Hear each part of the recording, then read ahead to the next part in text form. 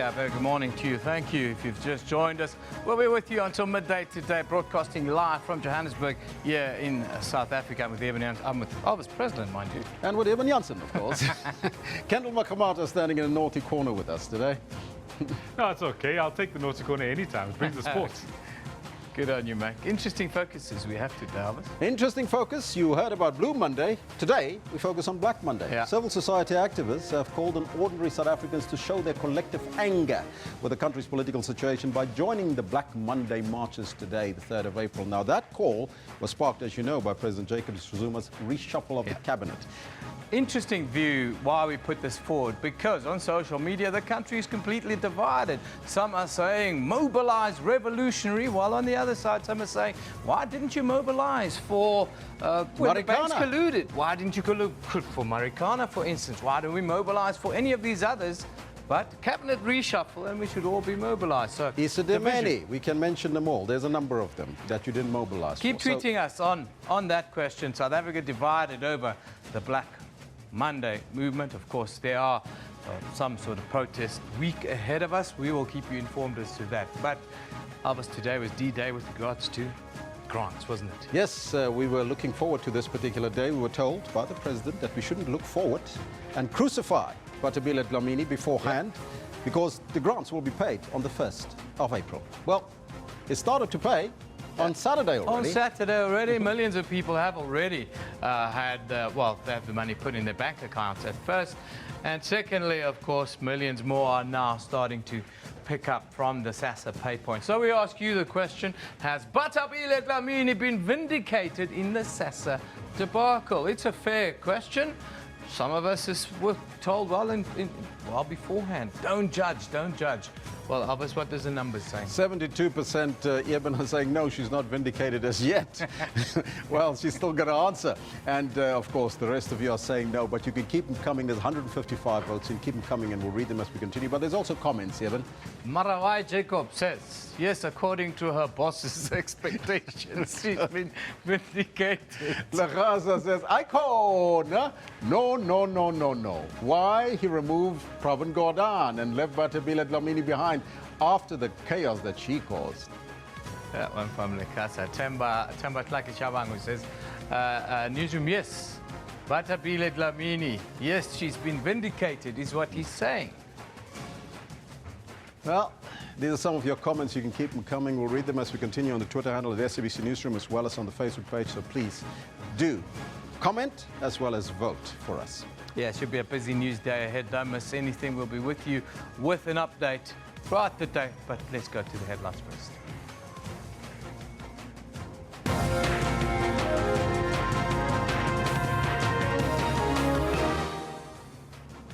The African National Congress Working Committee of the ANC is meeting today to discuss issues surrounding the cabinet reshuffle.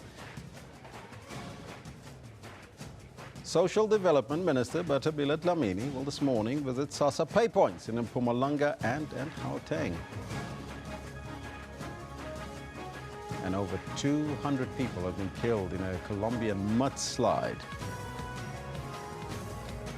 We'll keep you up to date with some of those headlines, but before we get anywhere to the news, let's find out from Kendall what's happening on the sports front. A very good morning to you, Kendall. Gentlemen, a very good morning to you. It's Monday morning. I had a very heavy and very busy sporting weekend, and lots to look forward to in terms of the bulletin today, especially if you are a footballing fan. Good morning to you. This is what we've got for you in the sports today. We want to make our matches presence. When a Kaizer Chiefs supporter gets a Kaizer Chiefs match ticket, he must keep it in his back pocket and say, Uncle Sam, that's our mission. In the match of the weekend, Steve Komphela's Kaizer Chiefs get one over defending champions Mamelodi Sundowns, beating them 2-1 to climb into second on the log.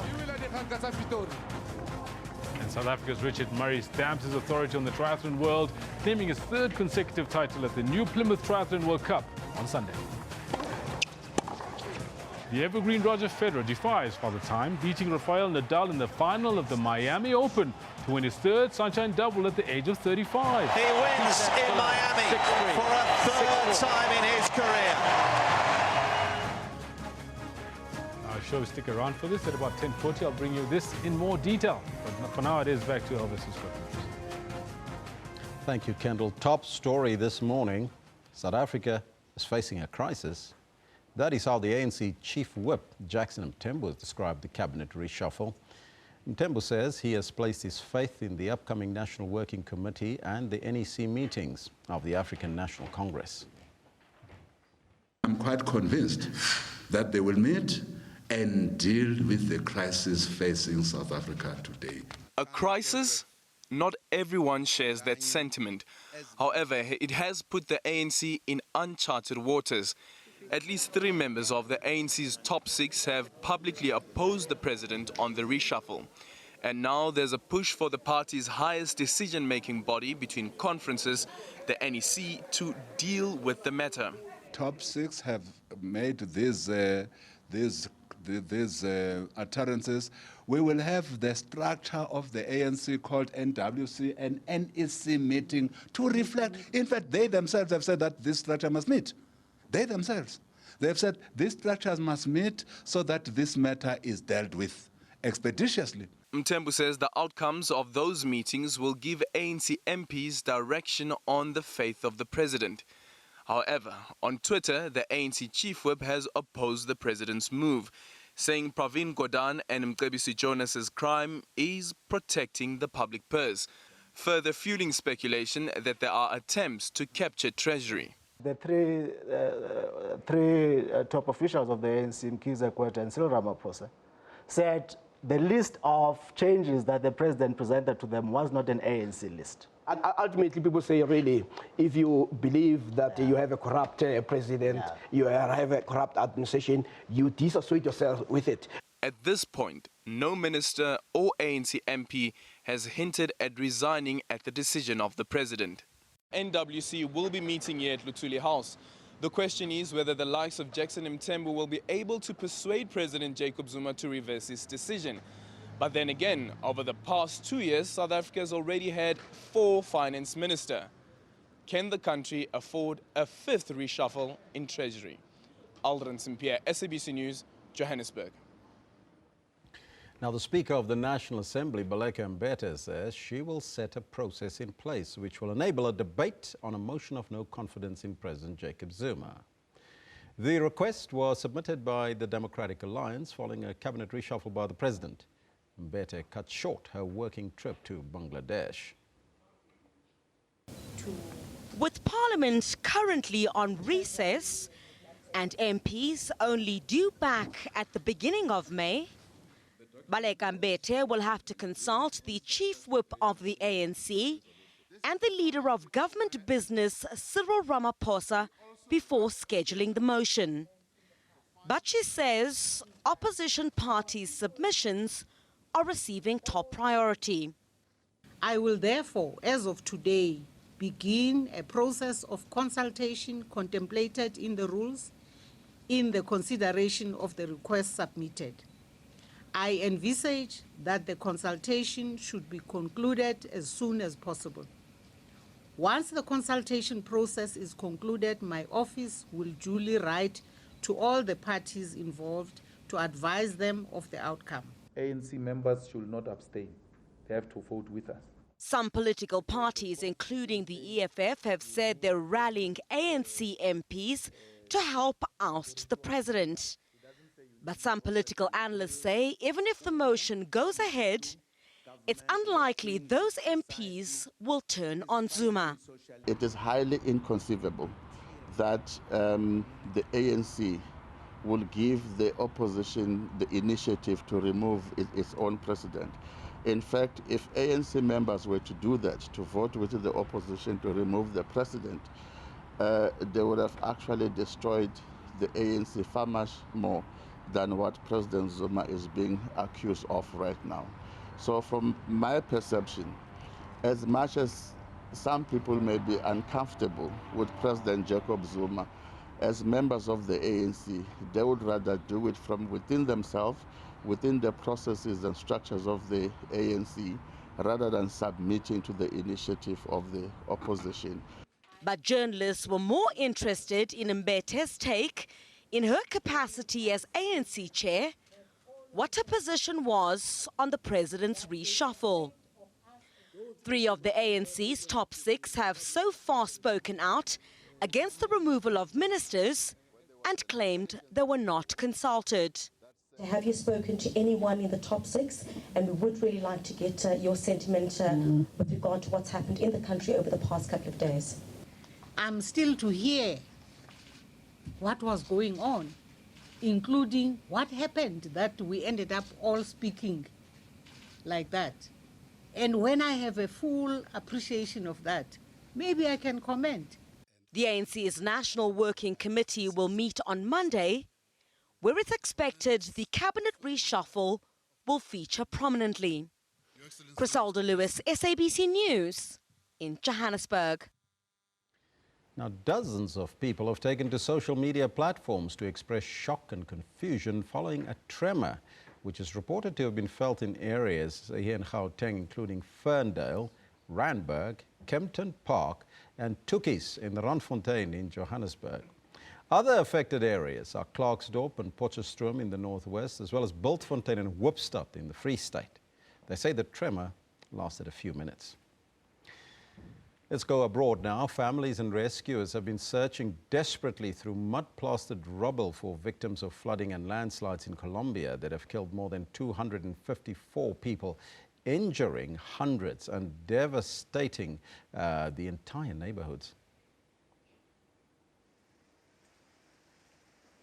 Several rivers burst their banks near the southwestern city of Macau in the early hours of Saturday, sending water, mud and debris crashing down streets and into houses as people slept. President Juan Manuel Santos made a television address to the nation on Sunday night after a second visit to the area earlier in the day. Santos said that the pain would not go away, but ensured that it would be possible to bring back hope. He previously blamed climate change for the disaster, saying that Macau would receive 1/3 of its usual monthly rain in just one night, causing the rivers to burst their banks. Terrible scenes that we've seen there in Colombia. We'll keep you updated on that story. Now, as you know, today we are asking you that question on our poll, and let's put it up there, see what the numbers suggest at this point in time. We're asking you, has Batabile Dlamini been vindicated in the Sassa debacle? There you see the numbers. 174 votes in. 26% of you are saying yes, she's been vindicated, but 74, that's 3/4 of you are saying no. But that's our theme today, and that's our focus also, so you can keep them coming and we'll read them as we continue. It's now over to Eben to start that conversation, Eben. Yeah, Elvis, we'll do a little roundup around the country shortly, but let's get into this story a little bit. Many of South Africans' grant recipients will receive their monies today. This follows months of uncertainty after the Cash Paymaster Services contract expired at the end of March. Now, the Constitutional Court stepped in at the 11th hour to avert a national disaster. It ruled that CPS could continue paying grants for a year until a new provider is then found. There's no crisis. As the 1st of April loomed and the illegal contract between Social Development, Sassa and Grant Paymaster Cash Paymaster drew to a close, there was no clear indication on whether the 17 million recipients would be paid and by who. Social grants will be paid on the 1st of April.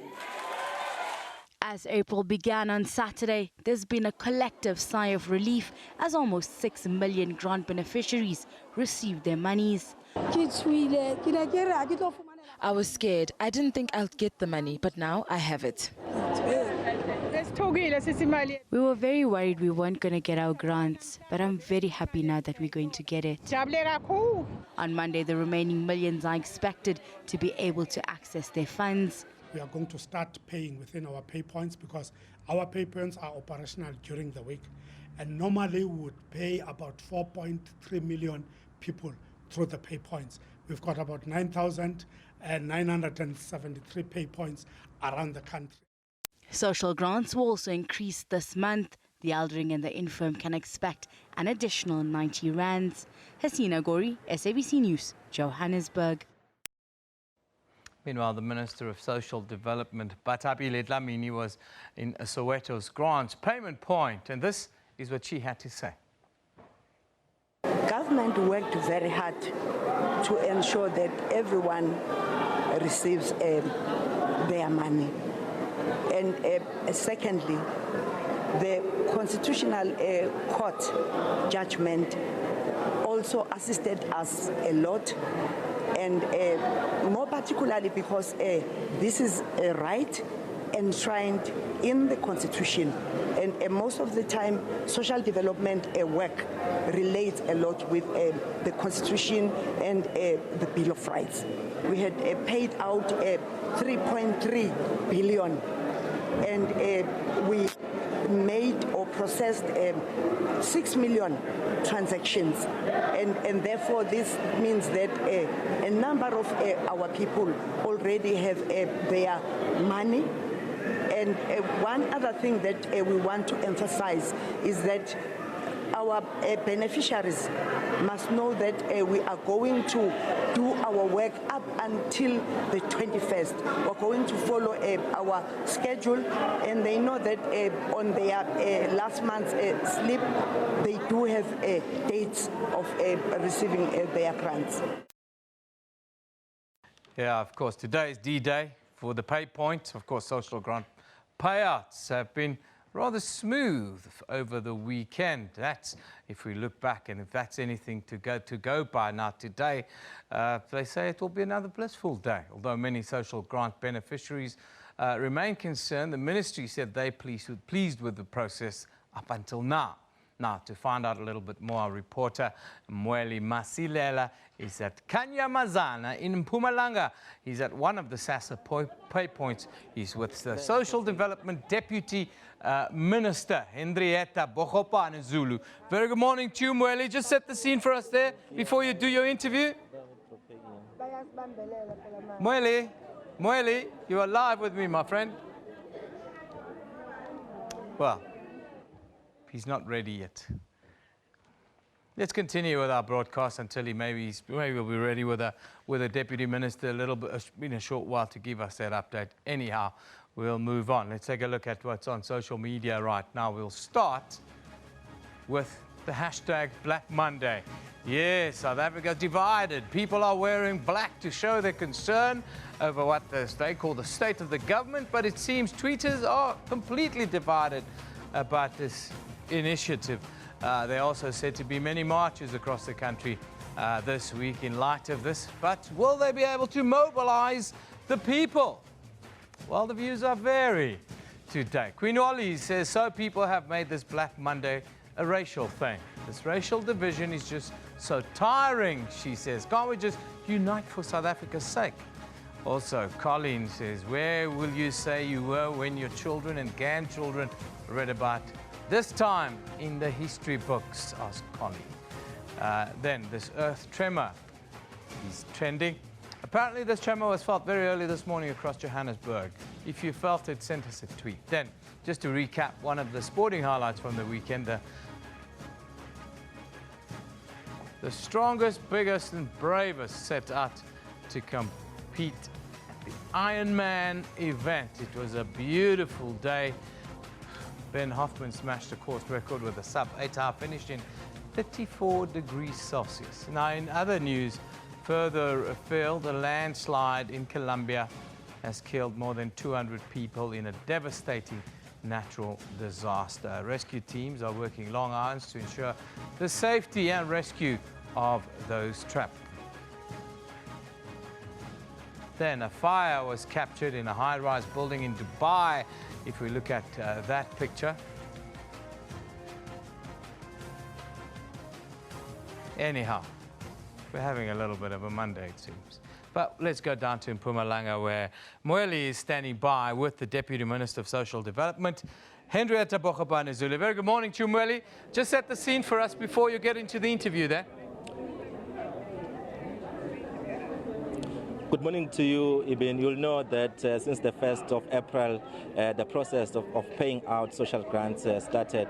You'll know also that there have been anxiety about this issue. Many people being worried that they won't get their social grants. But today I'm joined by the Deputy Minister of Social Development, Henrietta Bahopanezulu, and also the Minister of Telecommunications and Postal Services, Siyabonga Twele. But I'll start the conversation with the Deputy Minister of Social Development, just to give us as to what is happening now. Deputy Minister, you visited quite a number of pay points at the moment. How is the process going? Thank you very much. The process is going quite well. It's a normal day on a normal Sassa pay point pension, so everything is as it's supposed to be. I heard you having a conversation with some of the beneficiaries inside. There was quite a number of concerns you raised there. If you can tell us about those. First one is that we have picked up a lot of green cards that are used at our pension pay points, and we wish to reiterate once again to our beneficiaries that green cards are not government-issued cards, and they are bringing a lot of challenges, and we are pleading with our beneficiaries not to use them. Secondly, we raised the issues of the management of personal information, where they get their receipts when they get grants and they throw it on the floor, and anyone that can pick that receipt up, it has the ID number of the beneficiary and the reference number, and therefore it's one of the problems that leads to illegal deductions, where we are unable to link who has deducted the beneficiary's money so that we can begin to collect their monies back. And the last point is also access issues and access control, which is a challenge that we have picked up, that our pension pay points are not properly demarcated, and the Social Assistance Act is not necessarily respected in our pension pay points. And I think those are some of the things that we picked up this morning. As everybody will know that there was this uncertainty about whether people will get their social grants or not. What are the people saying on the ground when you meet them as the Deputy Minister? Well, they have shown a happiness, and they did raise the issues around the uncertainty, and said that it really would help if the South African media can give them proper information and not cause them, Ugoko said, high, cause me high and stress that I'm not going to have food to eat. So the beneficiaries are pleading with us to run a proper campaign to educate them, and also that a lot of them are told that they are Sassa loans out monies. So they are begging us to actually run a campaign that indicates that Sassa is not a mashonisa, so that they are no longer being deceived by anyone who misuses the name and the brand Sassa to get them trapped into debt using their grants. All right, I'll now bring in the Minister of Telecommunications and Postal Services, Siyabonga Twele. He's also here. Maybe if you can tell us, Minister, why are you part of this?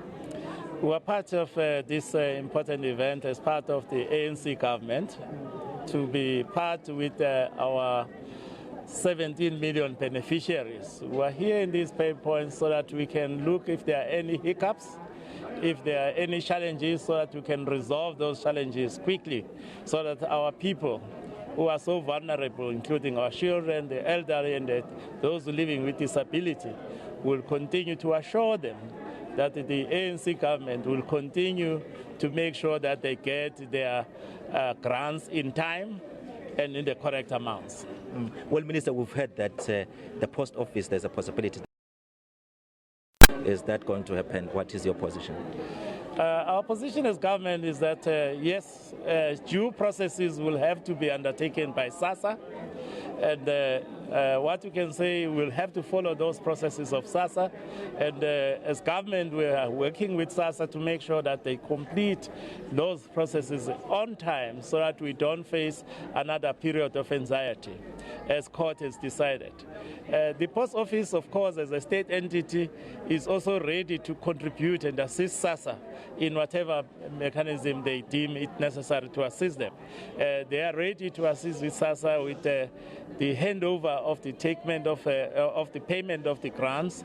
As you know, the law states that it is a responsibility of Sassa that they should have the capacity to pay the grants to all our beneficiaries.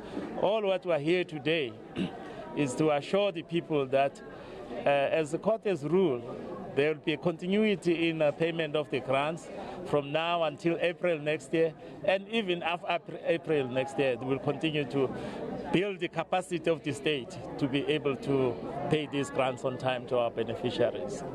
Well, now that you're here, I'm tempted to also ask you about events that are unfolding in the country. I know both of you are in cabinet. I'll start with you, Deputy Minister. The issue of the cabinet reshuffle, there seems to be differences. What is your view about it? My view is straightforward.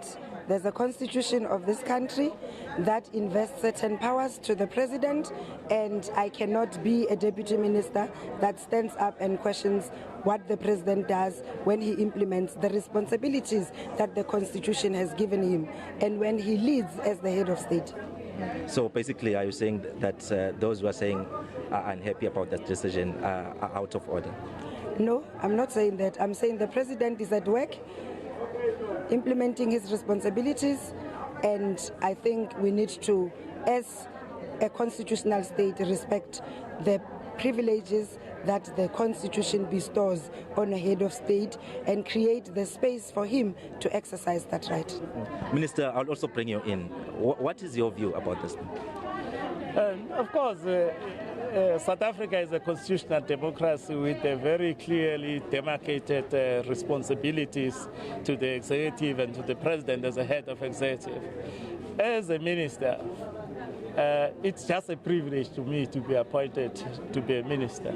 Tomorrow I may be removed, not because I'm inefficient, for many other reasons, but that's a prerogative of the chief executive of South Africa, which is the president.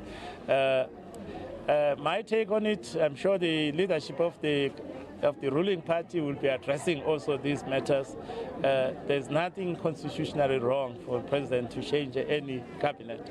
If they change me tomorrow, I'll thank them for giving opportunity to serve the people of South Africa. But cabinet should not be the first and the end of life for any minister or deployee of the ANC. One last question, Minister. Surely, from what has happened publicly, it's obvious there are cracks. What will take the ANC to unite going forward? The ANC has got a huge capacity to self-correct, even dealing with issues of unity. It's not the first time as a movement which is more than 100 years old, we face such crises. But I'm quite confident that as we move, firstly, that the National Executive Committee will be able to deal with this, the policy conference. And the policy conference, what type of leaders do we need in December in our elective conference? So it's not the first time. We'll be able to recover. Even after the 2014 election, we reflected as an ANC, and we've agreed that we should self-correct our mistake so that we can move forward, because united we get a lot of strength, but when we start to be having divisions, then we show a lot of weaknesses as a movement. Thank you. Well, Minister and Deputy Minister, thanks for the conversation. That is the Minister of Telecommunications and Postal Services, Siyabonga Cwele, and also the Deputy Minister of Social Development, Henrietta Bohopanezulu. They're here visiting a number of pay points for social grants, checking as to whether things are going smoothly here. But they're saying that they are happy with the process that is taking place now, and also touching on the issue of the national landscape of politics, saying that from their side they believe that the president exercised his responsibility according to the Constitution of South Africa. But we'll keep on following what is happening. It's back to you in studio. Yeah, Moeli, thank you very much for that update. That is Moeli Masilela coming to you live from Mpumalanga, of course, as grants continue to be paid this morning. We move on now to take a look at our the comments. Well, we've actually been running a poll. But before we get to the poll, let's have a look at the comments quickly. This one from Tulani Mfusi we've asked about, has Batapili Dlamini been vindicated? Now, he says, nothing can vindicate Batapili on this matter because she deliberately caused this havoc and we had to be rescued by the Concord, says Tulani. Different Tulani Mjiku comes back and he says, the only place the minister can be vindicated is in court. After all, we knew it was going to be paid. The question is process. Interesting view from the two Talanis there. Now, of course, this is the question and the poll that we've been running very much today. We've got 185 votes in now, and only 28% share the view that she's been vindicated. 72%, nearly three-quarters, feels that, well, only the court can vindicate her, or much more needs to happen now. Let's take a look at our picture of the day. Yes, it's been a sad day, of course, in Colombia. This one is from It's captioned, thousands of families lost everything to a flood landslide, as it were, in Mocoa in Colombia. They lost their homes, belongings, and their loved ones. Now, the number is more than 200, I think, have lost their lives in this landslide. Let's take a look now at a comment of the day. This one comes from Nikki Skrikfonix, who says, the Johannesburg tremor. Of course, we had a tremor today here in Johannesburg, and he says, Black Monday, shaking things up this Monday, of course, talking about the tremor that we had here in Johannesburg. Now, let's move on and take a look at what's in the courts here in South Africa. We'll start in Limpopo, where a suspect is expected to appear in the Mokopong Magistrates Court for allegedly assaulting a police officer. 27-year-old Willem Martinez Skuman allegedly assaulted and hurled racial insults at warrant officer Godfrey Matlala at the Rutan police station just over a month ago. Then, in the northwest, the 45-year-old man is expected to appear at the Brits Magistrates Court. It's alleged that the suspect was found in Okasi Township in possession of 50,000 rands worth of medicine. Boxes containing various medicines were found inside the house during a raid there. Then in the Eastern Cape, police have arrested a 50-year-old suspect for the alleged murder of a 55-year-old man in Potensi. It's alleged that the deceased was stabbed to death following an argument about cigarettes. Now, the suspect is due to appear in the Potensi Magistrates Court. All of these and more right there on our Facebook page, on the website. You can go read up on them. Otherwise, just stay tuned and we'll update them throughout the day. We're talking Sassa, and we'll be talking directly to them after a short break.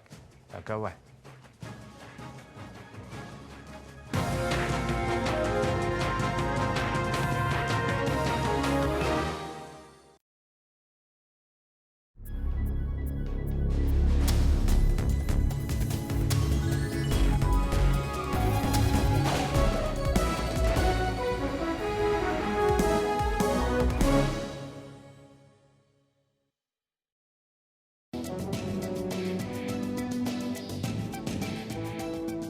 Children's rights and health are a priority in the journey of good health. All children should have access to adequate health care, not only curative but preventative as well. How to identify ADHD on children. ADHD is a childhood disorder which manifests with the symptoms of hyperactivity, impulsivity, and/or inattention. Is breastfeeding still a vital nutrition to babies even today? Breastfeeding for the first 6 months of life is absolutely crucial. Catch Health Talk with Dr. Sello Mutawun every Saturday from 9 till 10 a.m.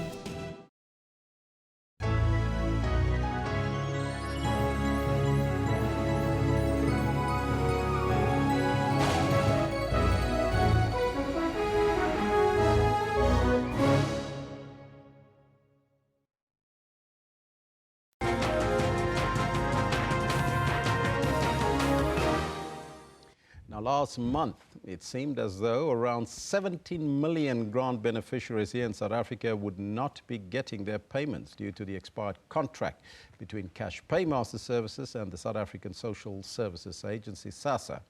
The Minister, Batabile Dlamini, and the President asked the country not to panic and that grants would be paid out on the 1st.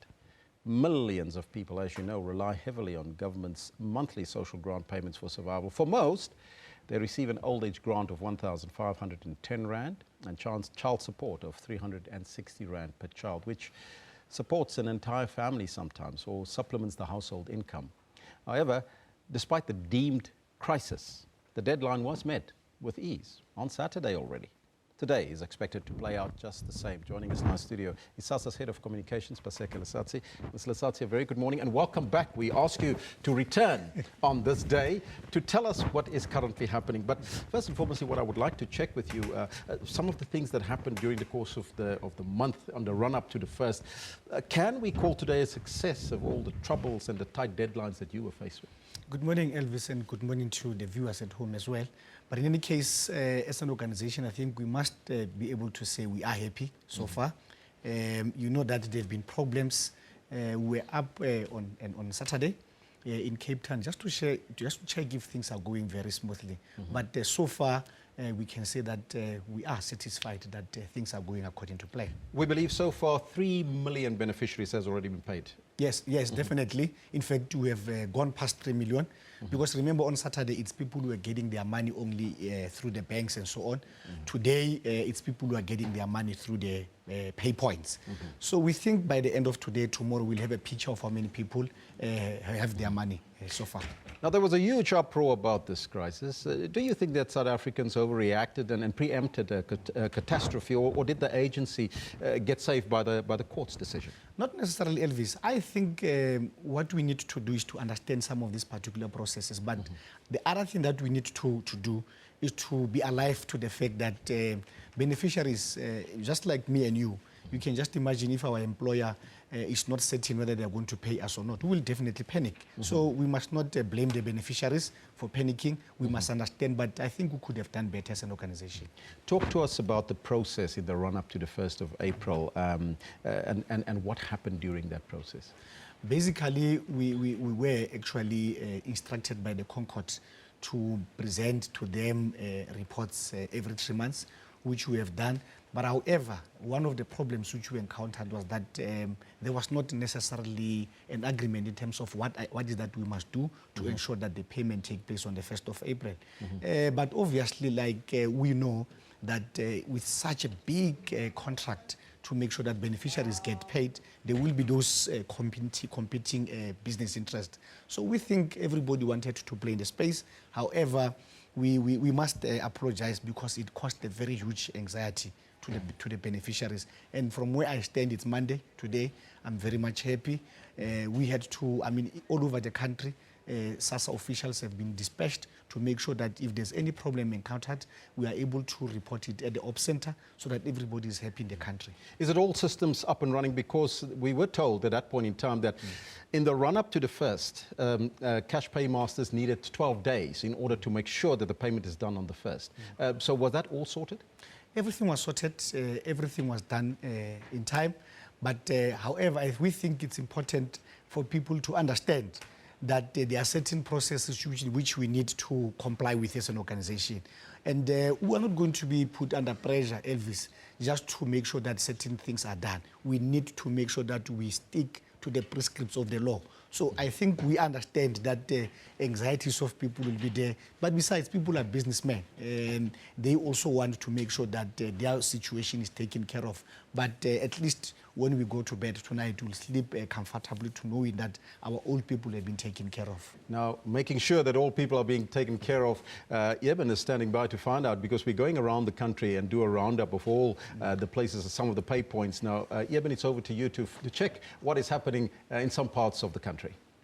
Yeah, Elvis, of course, this process has been underway for a couple of days now. People have been getting paid since the weekend. Of course, a lot of challenges were supposedly ahead over the next 24 hours and so forth. But let's go down to Port Elizabeth to pay points over there. Lerata Tipa, she's been at the Warmer Town Hall. That's where she's at the Warmer Town Hall to give us a quick view of what's happening. Very good morning to you, Lerata. Just set the scene before you do the interview. A very good morning. Well, if you just look behind me, there is a few number of people that are here standing in line to receive their grants payment. And the reason for that is that because of the anxiety around the Sassa payments, most people opted to use the banking option or to go to the merchants. So we spoke to the management of Sassa and they were saying that a high number of people actually resulted going to the banks or the merchants. And that is why throughout PE at the pay points, there is a low number. But there are still people here who are obviously waiting to receive their grants. They're obviously anxious. Others also excited. It's been really a few weeks of anxiety, of pain, of mixed feelings, not knowing if they'll be able to receive their grants today. But they are here. They are excited. Elderly people saying that, you know what, at last, government has delivered on their promises. Joining me this morning, Mr. Baleki, tell us briefly about his journey into receiving his grant payment.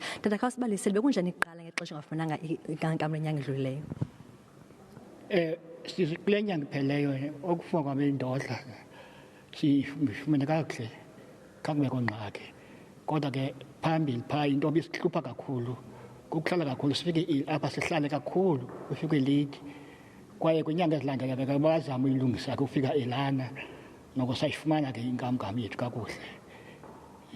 Namhlanje uziva njani uzofumana inkamnkam yakho namhlanje? Hayi andinangxaki mna namhlanje uzilonga uba sizayifumana kakuhle inkamnkam yethu into ebizundihlupha kakhulu into yokuba kwakuvakala indaba ingathi inkamnkam asoyifumana sasouva ke noko ezindabeni le nto ilungisiwe urhulumente wethu ilungisile noko sixolile waba sayifumana kakuhle inkamnkam yethu. Mama wami kuthiwa kudala wena ufumana inkamnkam apha ewoma khasibasele ngexesha kuthiwa uzoyifumana inkamnkam awuziva kanjani? Hayi ndaziva ndivuya ukuqala kwami ifumana then ke ndaqhubekeka ndivuya ngalo lonke ixesha. Ngexesha urhulumente kuthiwa kukho ingxaki nenkamnkam kwezi nyanga zidlulileyo uzive kanjani? Ndibe nalo ixhala lento bana ngaba sayifumana na ngoba kaloku kuphela kobomi esibuphilayo esibufumanayo ngokuyifumana inkamnkam kuba akho apho sifumana khona enye imali. Okay. Kwaye mama ngexesha bengayifumenanga inkamnkam bekunjani phaa endlini wondla abantu abangakanani kwaye bekunjani uphila ngenkamnkam? Nini ngokuba ndifumana no akhange ndikhe ndingayifumani mna okokoko ndimanga uyifumana yaye ndifumana yonke iphelele and ke ndim kuphela andinamntana endihlala naye nodadewethu qha. Namhlanje ufana inkamnkam mama uziva kanjani? Ndivuya gqitha kuba kuye kwade kwaba leli xesha bendisoloko ndinexhala kodwa ke ngoku ndavuya ndonwabile uba sizayifumana. So those are two beneficiaries in PE expressing their joy, saying that they are so happy that government has delivered on their promise. Today, they'll be getting their Sassa grants. It's back to you in studio. Yeah, thank you very much to Lorata. Business as usual, it seems, Elvis. That's the good news out of the Eastern Cape. Well, we continue our discussion here, Eben, in studio with Mr. Pasekela Sati. He's the head of communications at Sassa. Now, I want to check with you, the extension of the contract between CPS and Sassa was a short-term fix. It's only going to be for 12 months. What is the process after that? And what are you doing now to make sure that you have a contract in place?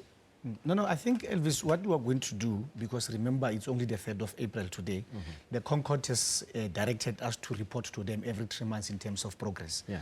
We need to use this 12 months to make sure that there's a nice phase-in and phase-out processes, so that come the 12th month, we don't find ourselves in the same kind of a quagmire again, where there are problems and so on. So we just want to make sure at least in the next 6 months, we prepare ourselves so that the remaining part of the 6 months, it's to make sure that the current payment contractor do the proper phase-in process, wherein we can be able to make sure that we don't find with ourselves with this particular anxiety. Now, it seems that everything is flowing so far so good. PE, we've checked as well as we're going to go to one of our other reporters shortly as well.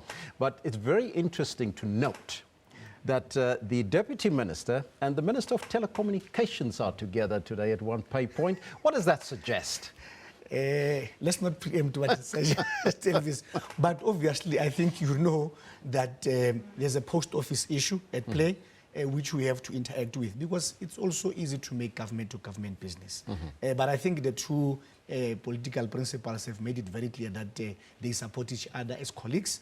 But obviously, it's coming into play to pay social grant. I know it might go into the minds of many people, but obviously, generally on a bigger scale, there's nothing wrong with us being cozy with post office. But is there perhaps any talks at this point in time with the post office or suggestions perhaps that they might take over from CPS when the time arrives? No, definitely. I think leadership has made it very clear that there is an interaction between us as an organization, Sassa and post office. So, and what makes me happy, Elvis, what makes me happy more than anybody else today is to listen to those two old people in PE. I think they've made it very clear that they are happy, there were anxieties and so on. And I think tonight when I sleep, I'll be the most happiest man on earth. Now, in terms of the process that Sassa has put in place, the reports also suggested around 3 million rand was spent in order to ensure an efficient takeover and that staff were trained prior to this thing that happened. Why was that necessary and what was the money spent on? No, I think basically this is what you would spend every month just to make sure that the systems are in place, just to make sure that you don't have... Remember, Elvis, when a crisis which is there are those people who want to try and chip in and make sure that they make the system collapse because people have got their own interest and so on. Like, for an example, we know that there are people, because the reason why we had to work very closely with the SAPS, so that there's a very clear visibility around pay points. We knew that there are chances who might want to use an advantage to rob people and so on and so on. So this particular amount of money was used to make sure that the system is in place and we close all the loopholes. Now, a number of questions, that was before the 1st of April, whether the Minister, Batabile Dlamini, should step down and what should happen. But do you think that she is vindicated today? I think she's vindicated. But in any case, I also don't think there was a problem. I think all of us know in the country that both the minister and the president assured the social grant beneficiaries that come the 1st of April that everybody will be paid. However, as human beings, as individuals, we see things differently.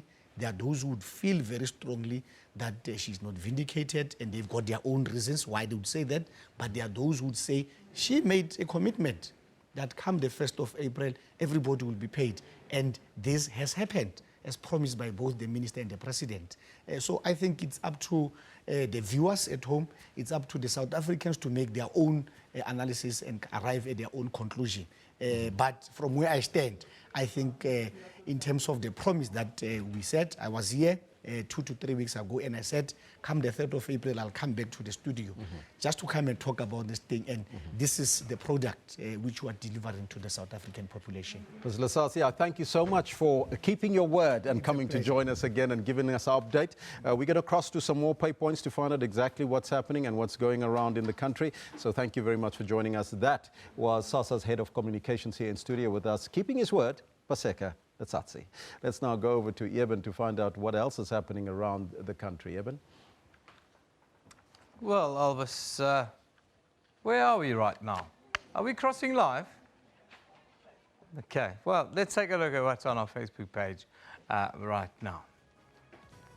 Now, the interviewing process to appoint the country's Deputy Chief Justice and the President of the Supreme Court of Appeal will get underway in Midrand, north of Johannesburg, today. Then we also see that Media Monitoring Africa's William Burt says they can only hope that the newly appointed Communications Minister, Ayanda Dlodlo, will speed up the digital migration process. South Africa has been attempting to move from analog to digital broadcasting since the early 2000s. Then finally, Alexander Vučić, incumbent Prime Minister of Serbia, declared victory on Sunday evening in the country's presidential elections, pledging to continue reforms there. Now, European integration and anti-corruption efforts, along with good relations with China and Russia, he says, are on the cards. All of that is on our Facebook page right now. Then we'll start in New York with newspapers. Let's have a look at the front pages from around the world. We'll start with the Wall Street Journal in New York. Reports that President Juan Manuel Santos yesterday pledged hundreds of thousands of dollars in aid for victims of a flood and mudslide in Colombia's remote Putumayo state that has left more than 200 people dead now. Then in Europe, The Time says President Trump delivered an ultimatum to China yesterday, insisting that if Beijing failed to use its influence on North Korea to disable the country's nuclear program, America would confront the nation on its own. Finally, in China, the South China Morning Post reports that Christians and government officials have come to blows over demands that churches in a city known as China's Jerusalem install surveillance cameras for anti-terrorism and security purposes. Now, we're going to take a short break. You're watching Newsroom. We'll be back with you shortly.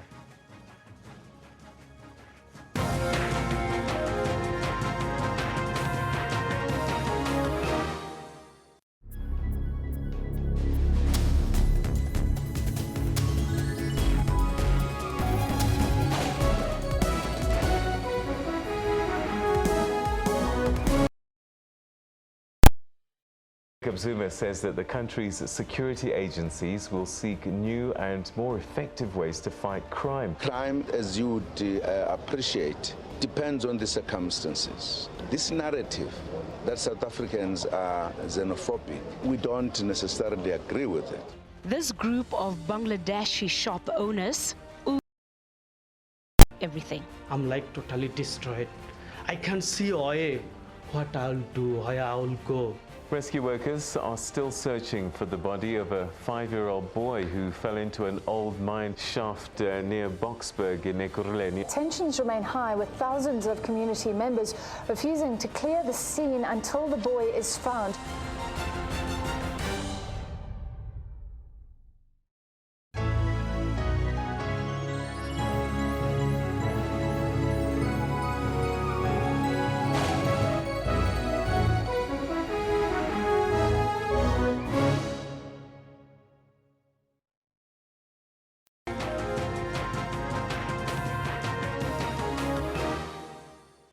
Welcome back here at Newsroom here on SABC News. We continue this Monday morning. Of course, it's been a very busy sporting weekend, as you can imagine.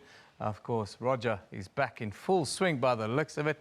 This was the most impressive sports story of the weekend. Him and Nadal playing in a final in Miami again. But these guys are old guys. These are old guys. Well, look, Nadal is not that old. He started at 17. He's 29 years old. He's the same age as the Djokovic, the Murray's, but Federer. He's got miles on the clock, though, He's got miles on the clock. And Federer at 35, he's the oldest ATP 1000 winner. And he's done extremely well. He's won the first 3 major tournaments of the year. Nobody would have said at the beginning of the year, because remember, he took 6 months off with a knee injury last year. And nobody would have thought that this man would be winning the first 3 of the year. So if I take 6 months off, you think I'll come back a world beater? It's going to take a lot, eh? It's going to take a lot, and that's the reason why we're talking so well of Roger Federer. Because but think about it. There's actually real discussions now that we could be looking at regaining the #1 ranking, world ranking, which would be almost unheard of. Absolutely unheard of. The oldest person before him was Andre Agassi at the age of 33. Yeah. And with that said, look, quite a few things would need to go his way, I tell you, for him to regain his #1 spot. But the one thing is, right now, the calendar year 2017, Roger Federer is 1,810 points ahead of everybody else. And he's doing extremely well for himself. What is he doing differently? He's playing a little bit more aggressive, and he's thinking a little bit more aggressive, isn't it? He definitely is. He's taken it by the scruff of the neck. He's actually gone and improved some of his ground strokes. Not that anybody would have thought that his ground strokes needed improving, but has gone and done just that. You know, there's always talk about the single-handed backhand, whether it was strong enough to compete against Nadal and other players, and he's refused to change it. Obviously, he's added a little bit of weight on the ground. So, Kendall, nice to talk to you. Fantastic. Roger Federer is back. It's great for tennis, isn't it? Great story. It's nice to have all the top players back. And what a comeback for all of us that are a little bit jaded and washed up. It's never too late, man. You can always make a comeback. Talk about a comeback on the weather desk. There's Tsetsi Manare.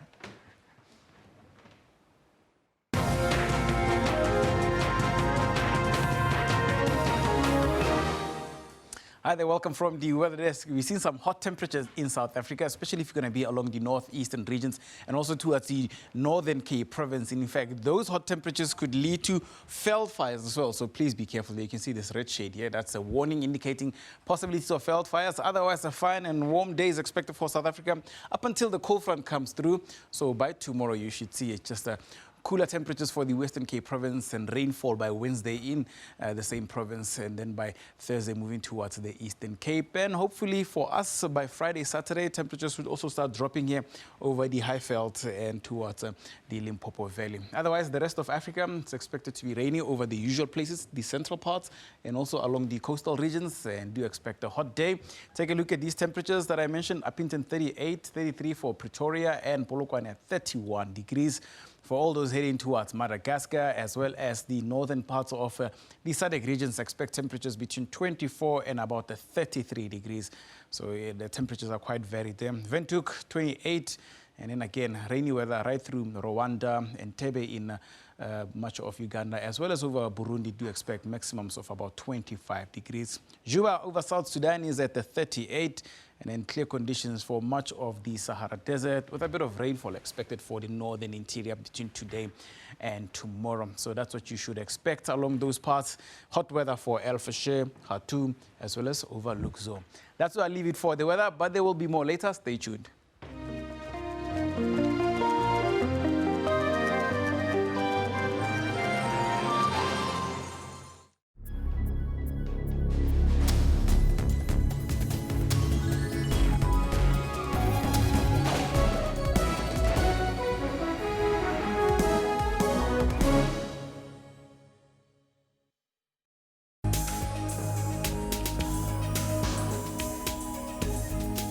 Now, this is Trends, of course, your one-stop serving of all that's juicy and trending in the world of entertainment and showbiz. My name, of course, is Refill Wemwilo. I'm Dr. Somadoda, and this is Health Talk. A very good morning and welcome to Media Monitor. I'm your host, Alicia Jolly. My name is Dumila Matters. William Mulabati. My name is Mpo. What time is it? It's question time. For your daily dose of current affairs, tune in to the SABC News Channel. I'm Alicia Jolly, joining us live from our Johannesburg studios. A quick look now at your current news leaders. Parliament's Communications Committee has decided on 5 names to sit on the SABC's interim board. And the Constitutional Court has directed Social Development Minister Bathabile Dlamini and her department to account for their handling of the social grants contract. And in tennis, Serena Williams has withdrawn from the BNP Paribas Open in Indian Wells and the Miami Open due to a left knee injury. We're expecting it to move just in the towards the southern parts of the country, not so much coming towards southern Africa, not even touching the Mozambique channel. It's just going to move back towards the Indian Ocean. Stay tuned to News Today, Monday to Friday from 3 to 5:30 p.m.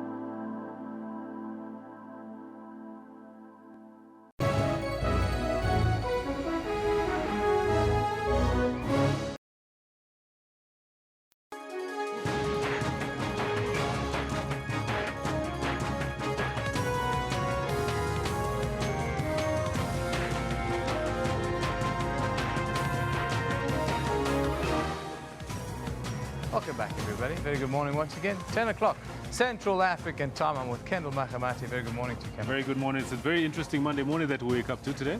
Yeah, it is. It feels a little bit political today. It's been a political kind of weekend in South Africa.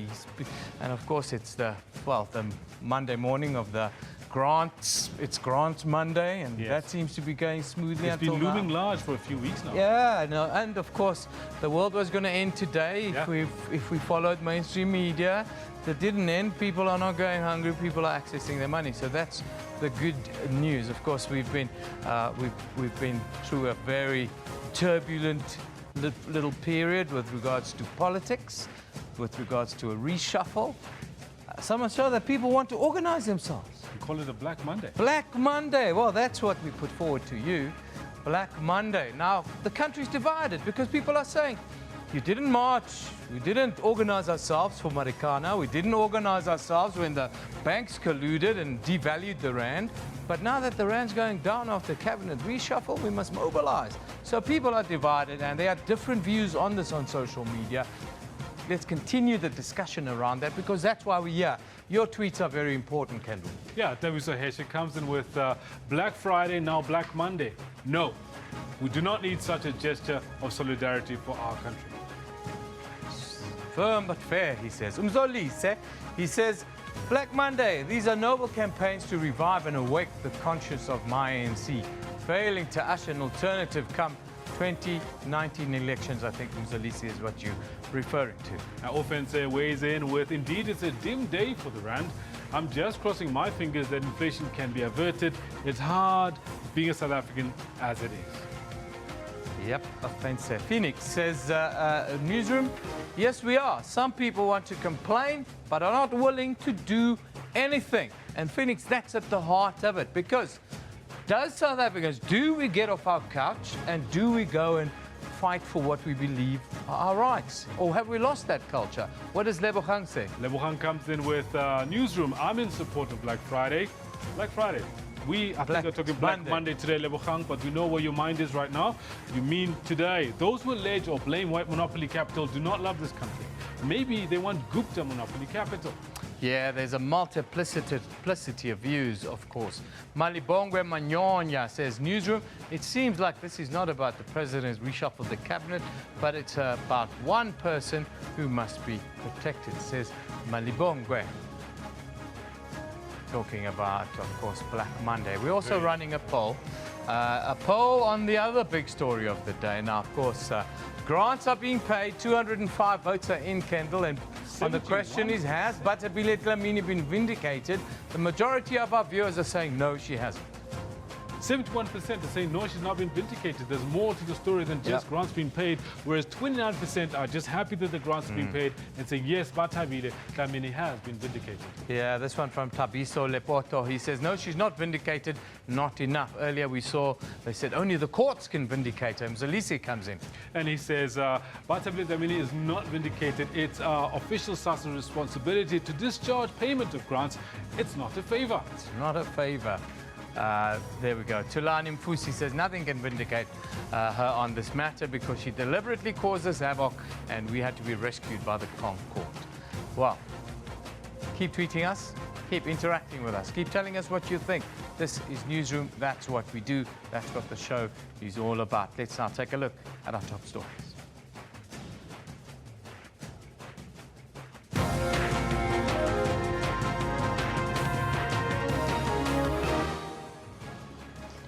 The National Working Committee of the ANC is meeting today to discuss issues surrounding the cabinet reshuffle.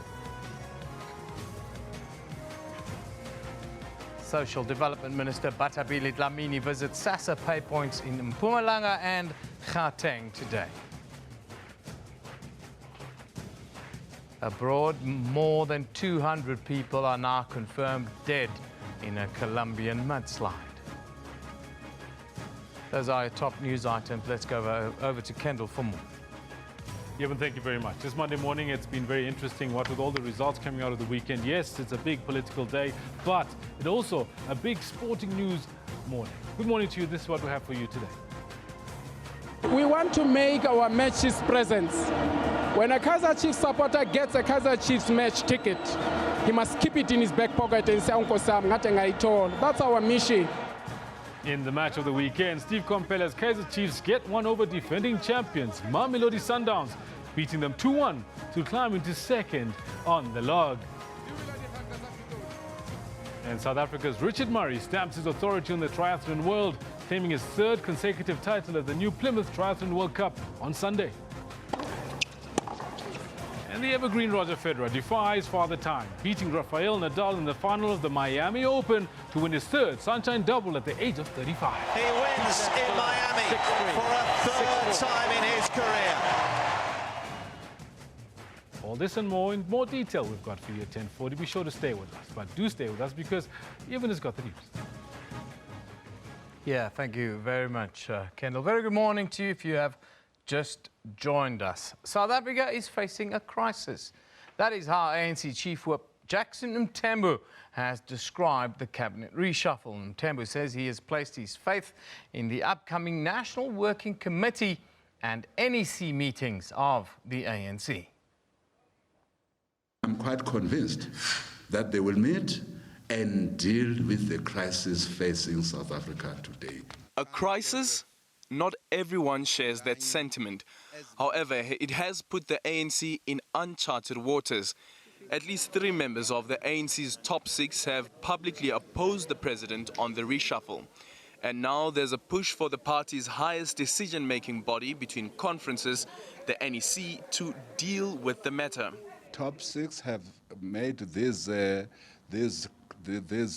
utterances. We will have the structure of the ANC called NWC and NEC meeting to reflect. In fact, they themselves have said that this structure must meet. They themselves. They have said these structures must meet so that this matter is dealt with expeditiously. Mthembu says the outcomes of those meetings will give ANC MPs direction on the faith of the president. However, on Twitter, the ANC Chief Whip has opposed the president's move, saying Pravin Gordhan and Mcebisi Jonas's crime is protecting the public purse, further fueling speculation that there are attempts to capture treasury. The three top officials of the ANC, Mkhize Kwete and Cyril Ramaphosa, said the list of changes that the president presented to them was not an ANC list. Ultimately, people say, really, if you believe that you have a corrupt president, you have a corrupt administration, you disassociate yourself with it. At this point, no minister or ANC MP has hinted at resigning at the decision of the president. NWC will be meeting here at Luthuli House. The question is whether the likes of Jackson Mthembu will be able to persuade President Jacob Zuma to reverse his decision. But then again, over the past 2 years, South Africa has already had 4 finance ministers. Can the country afford a 5th reshuffle in Treasury? Aldrin Simpier, SABC News, Johannesburg. Now, the Speaker of the National Assembly, Baleka Mbete, says she will set a process in place that will enable a debate on a motion of no confidence in President Jacob Zuma. The request was submitted by the DA following a cabinet reshuffle by the president last week. Of course, Mbete cut short her working trip to Bangladesh. With Parliament currently on recess and MPs only due back at the beginning of May, Baleka Mbete will have to consult the Chief Whip of the ANC and the leader of government business, Cyril Ramaphosa, before scheduling the motion. But she says opposition parties' submissions are receiving top priority. I will therefore, as of today, begin a process of consultation contemplated in the rules in the consideration of the request submitted. I envisage that the consultation should be concluded as soon as possible. Once the consultation process is concluded, my office will duly write to all the parties involved to advise them of the outcome. ANC members should not abstain. They have to vote with us. Some political parties, including the EFF, have said they're rallying ANC MPs to help oust the president. But some political analysts say even if the motion goes ahead, it's unlikely those MPs will turn on Zuma. It is highly inconceivable that the ANC will give the opposition the initiative to remove its own president. In fact, if ANC members were to do that, to vote with the opposition to remove the president, they would have actually destroyed the ANC far much more than what President Zuma is being accused of right now. So from my perception, as much as some people may be uncomfortable with President Jacob Zuma, as members of the ANC, they would rather do it from within themselves, within the processes and structures of the ANC, rather than submitting to the initiative of the opposition. But journalists were more interested in Mbete's take, in her capacity as ANC chair, what her position was on the president's reshuffle. 3 of the ANC's top 6 have so far spoken out against the removal of ministers and claimed they were not consulted. Have you spoken to anyone in the top 6?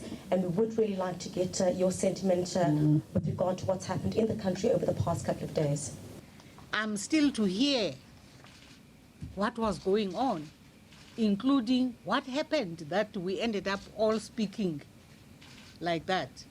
And when I have a full appreciation of that, maybe I can comment. The ANC's National Working Committee will meet on Monday, where it's expected the cabinet reshuffle will feature prominently. Criselda Lewis, SABC News in Johannesburg. Now for a little bit more analysis, we are joined in our studios in the capital by, well, from UNISA political analyst, Professor Somadoda Fikeni. A very good morning to you, Prof. Thank you for being with us today. Well, good morning to you and good morning to your viewers. Prof, since the last time that I've spoken to you, has the world changed in South Africa? In South Africa, the world has been changing progressively with sometimes bubbles of shocks, but it has been a one-dimensional change, which is limping from one embarrassing situation to another, which is characterized by factionalism within the ANC, and this time around also some developments of a similar nature within the DA. So that is the picture that we are having. Professor, let's quickly talk about that factionalism you're talking about. Of course, it's going to be put to the vote this week if one believes this motion of no confidence will go ahead this week. How do you see that level of factionalism play it out with regards to a vote of no confidence that's being built up so much at the moment? Well, you may have within the ANC people who may, for one reason or another, decide to stay away from Parliament or to abstain. But I don't think it will, at this stage, be substantial enough, because the political pride of the ruling party is that they would want to solve their own problems rather than join that which they may see as instigated by the opposition parties. What about the mass mobilizations that have been called for? Pravin Gordhan over the weekend called for mass mobilization. SABC, they're marching to the Treasury again today, at least what they're saying. We've got Black Monday that's been hailed today.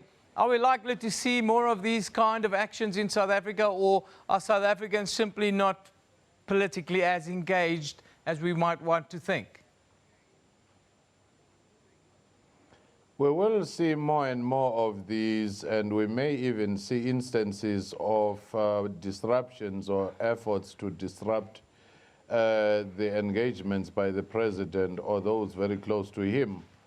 But these are still very much fragmented. It is only when those within the ANC, those who are the veterans of the ANC, and those who are outside the ANC in the civil society, as well as the opposition parties, if they speak together and they work together towards a common cause, that could be a potent force that could easily be recognized by the ANC. But also, most important is what COSATU and SABC does, because COSATU, being a labor movement, has a muscle.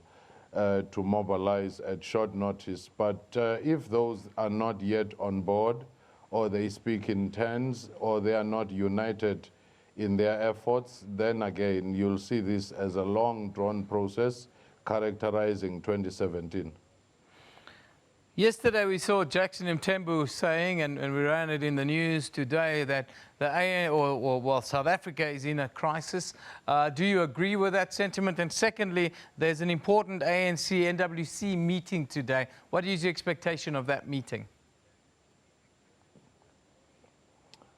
South Africa has been on a low-intensity crisis, be it socio-economic. If you do have unemployment rate of this nature, if you do have the youth being the most affected and the most restless in this sense, the service delivery protest and the just frequency of those, crime rates and so forth, does suggest that something is not working well.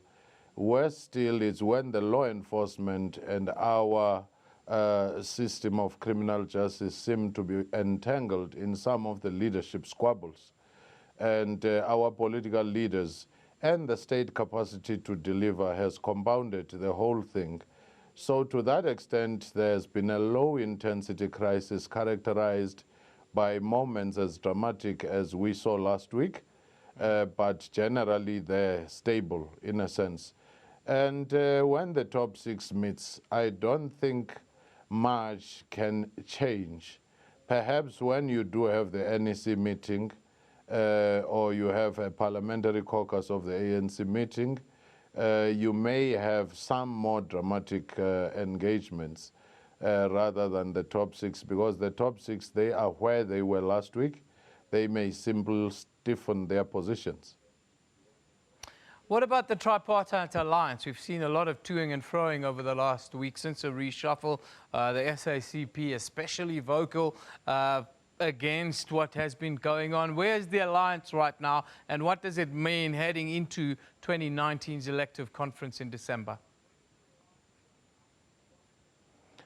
The alliance is in the most difficult and awkward position than any other time before since 1994, because the kinds of divisions and the drifting away, not only have they led to some corrosion of membership within the COSATU, where some affiliates moved away, and some significant players within the SACP living out of disagreement on how to deal with the ANC.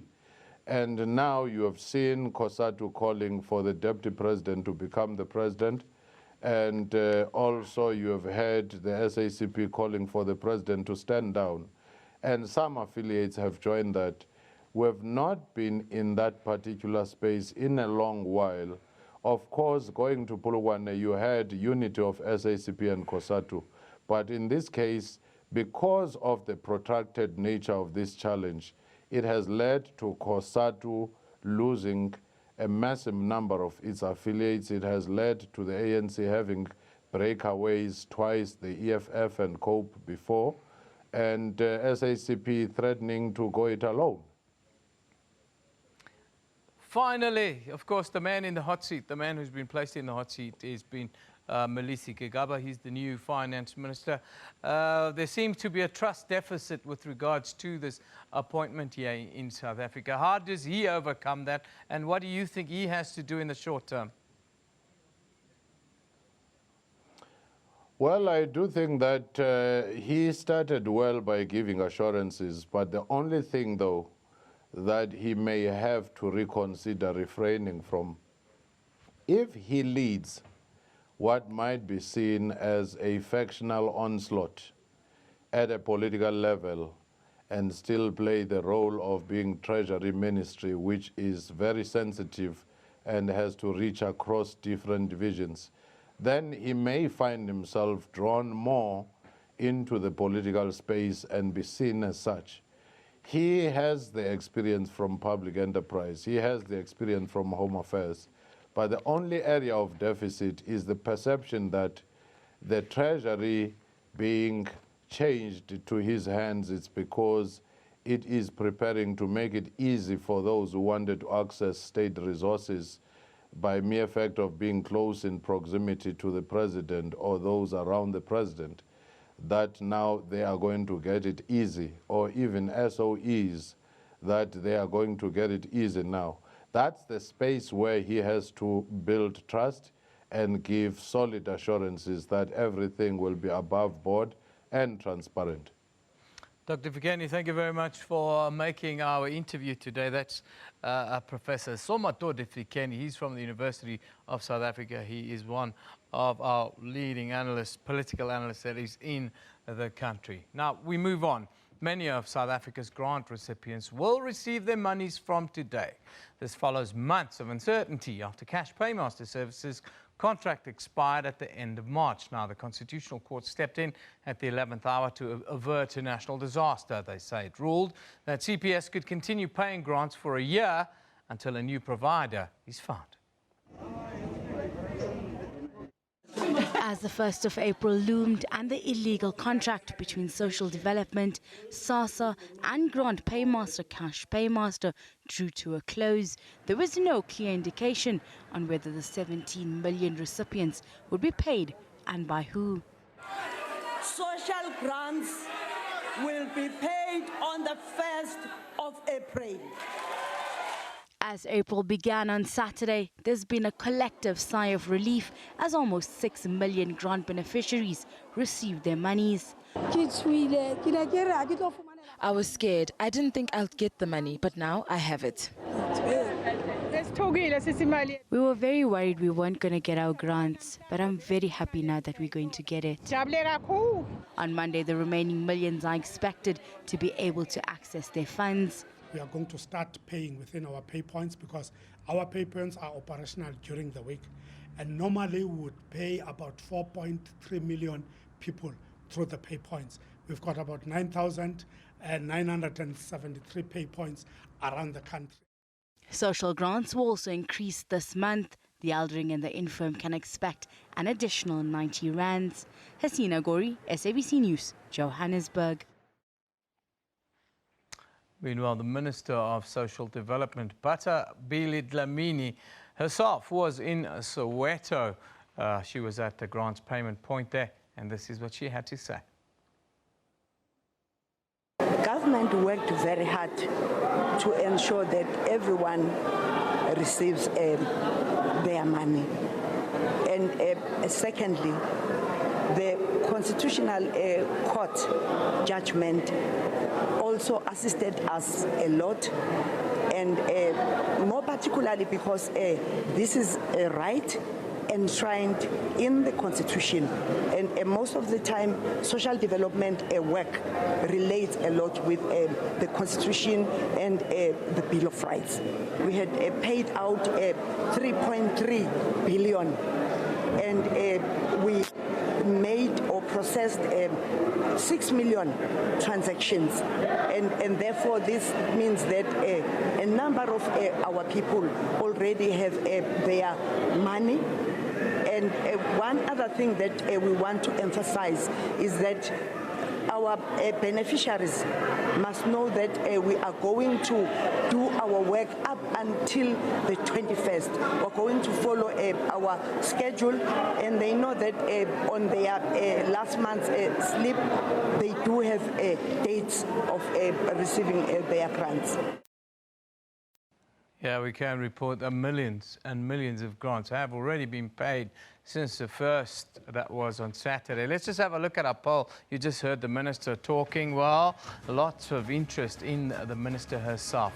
Has Batapile Dlamini been vindicated in the Sassa debacle now that grants are being paid? Well, 213 of you have voted thus far.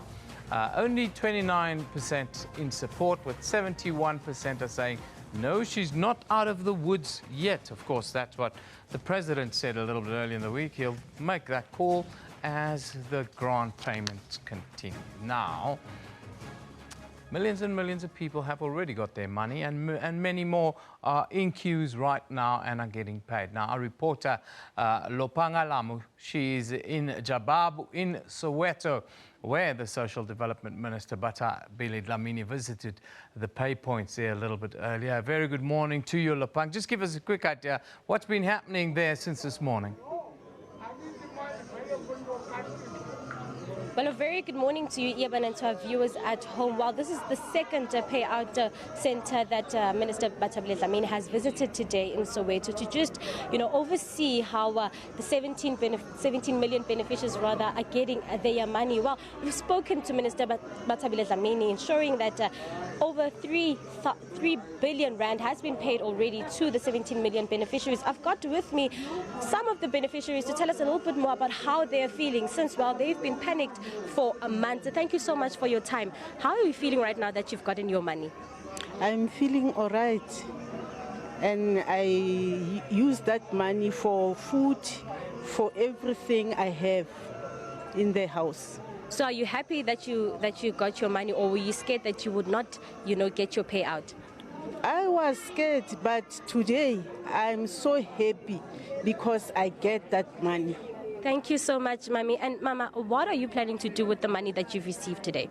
Oh, le mali lena ngibhadalela umntwana ama-trip ama-trip esikoleni enye ngemkherisa ngayo. Uzizwa kanjani? Ngizizwa ngijabule kakhulu. Bengithukile ngithi angeke size siyithole le mali. Manje namhlanje ngijabule kakhulu kabi ngitholile imali. All right, thank you so much. There's some of the people who've received their money here today expressing their excitement, expressing their relief in the fact that they've gotten their money. They say they were panicking as well, that they might not be able to get their payouts. But as you can see, the atmosphere is very, very, very exciting as people excited to get their money after much panic throughout the entire country. We'll definitely keep you updated on any new developments. But for now, it is back to studio, Evan.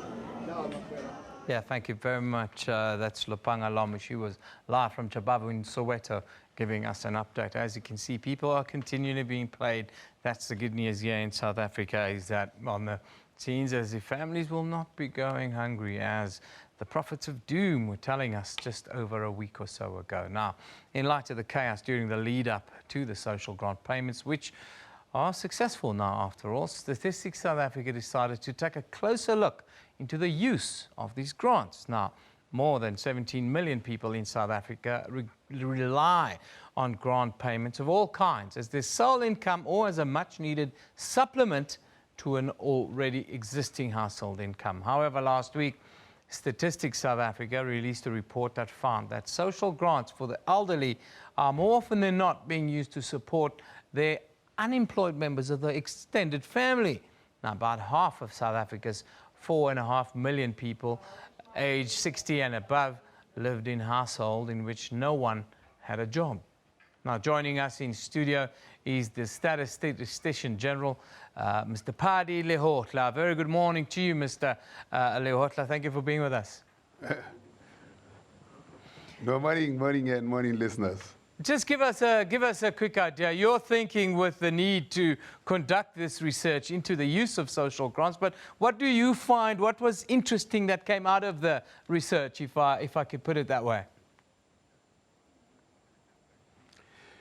Well, we have been working on something called General Household Survey and many other surveys, and that look at living conditions. But more importantly, the living conditions of the elderly is what the report focused on.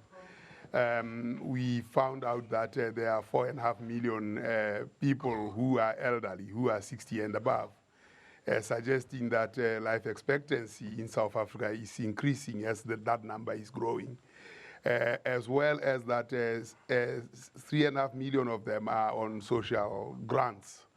And they the recipients of these social grants who are elderly reside in 50% of the households. That's where they reside. And in therein, there is nobody who is working, suggesting, therefore, the grants are supporting not only the elderly who are to be targeted, but a whole number of people who are not working. Yes.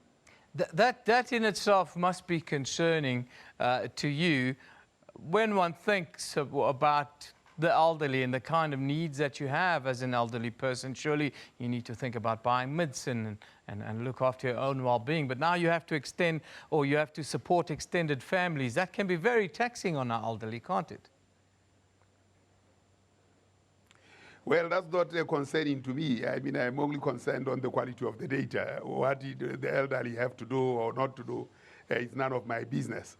That's from a purely point of view of collection of the data. Now, let me put on the human heart and socialize the statistics so that they talk to society. Yes, indeed, it is a disheartening situation where the elderly then, instead of catering for themselves in old age, they find themselves having to support the able-bodied who should be working. And I think that's the dilemma that we have in the country, of a very, very serious unemployment, of household formations that are not, in their structure, do not suggest that there can be normality in society. I mean, when you look at some of where the elderly are, amongst the blacks particularly, you realize that the situation is not that of normality at all in the country. So the social grants come as a rescue mission, as though there's been a tsunami or tornado. Now, this new information that you have, how does it affect the information that you've already gathered with regards to grant payments in South Africa? Well, I think the information points to a long haul, that grants are here to stay. The question is whether the economy is able to carry them. And I think that's the urgent task around how can the economy stimulate growth such that the grants can be sustained for a long period of time. One of the information is that people are not employed. And once you are not employed for a year, you are likely not to be employed for a very long, long time. And what we also see in the data is that life expectancy is increasing. So people are not going to die soon, but they are going to live a life of misery where grants will be the norm.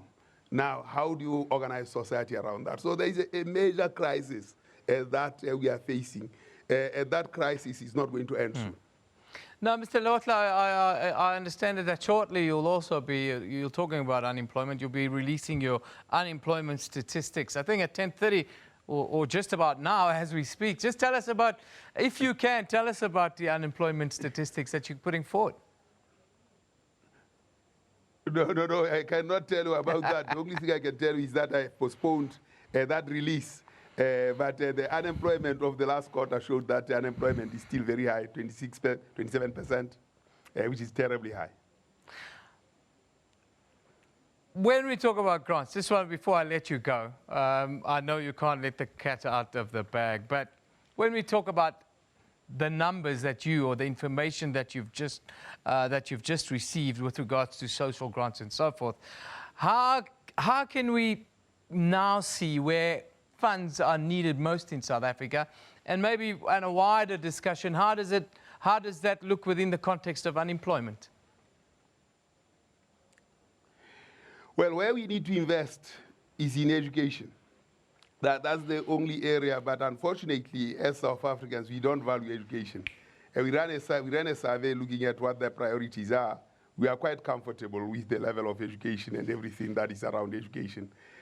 Our priorities are about water, sanitation, about water and electricity, and not education. I mean, first priority is water, second priority is unemployment, third priority is electricity. Education is priority number 15. And when you look, you break down the households by age, the people who are 15 to 24, their priority is actually education. The general population just looks at these things. The drivers of poverty are largely education for those who are 15 to 24.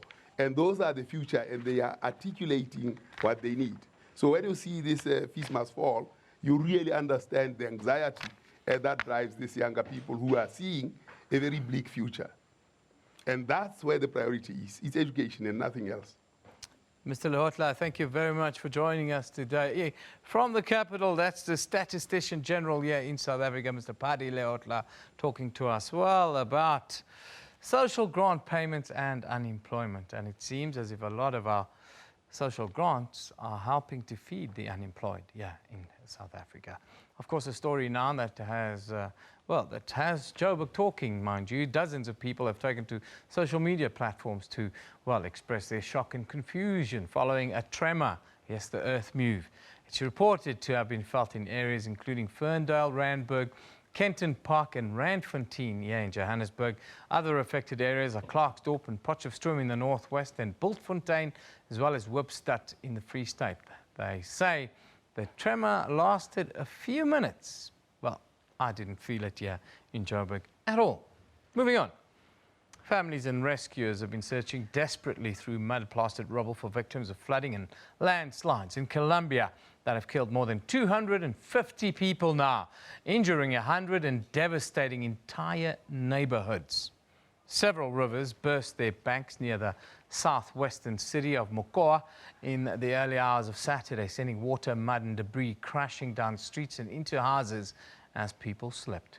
President Juan Manuel Santos made a television address to the nation on Sunday night after a second visit to the area earlier in the day.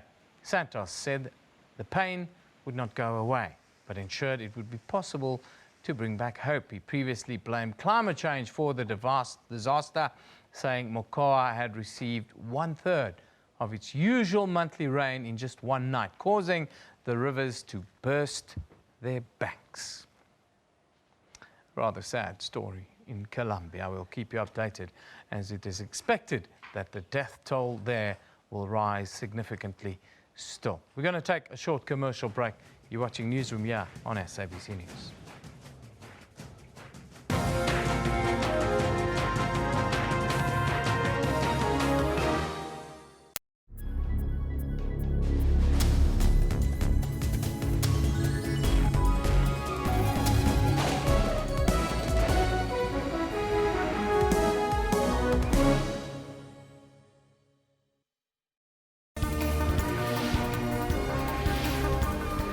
Technology is replacing labor, and that capital deepening heralds a very difficult situation going forward for jobs. You know, the thing I see is a growing, vibrant democracy, which is something that we didn't have before. And that strengthens outcomes forcefully. With various studies still being conducted into the competitiveness of data prices in the country, instituting policies to regulate the sector is still a long way off. Often, politicians will want central banks to do things that are short-term expedient, but long-term dangerous for the economy. Stay tuned to News Today from 3 to 5:30 p.m. here on SABC News.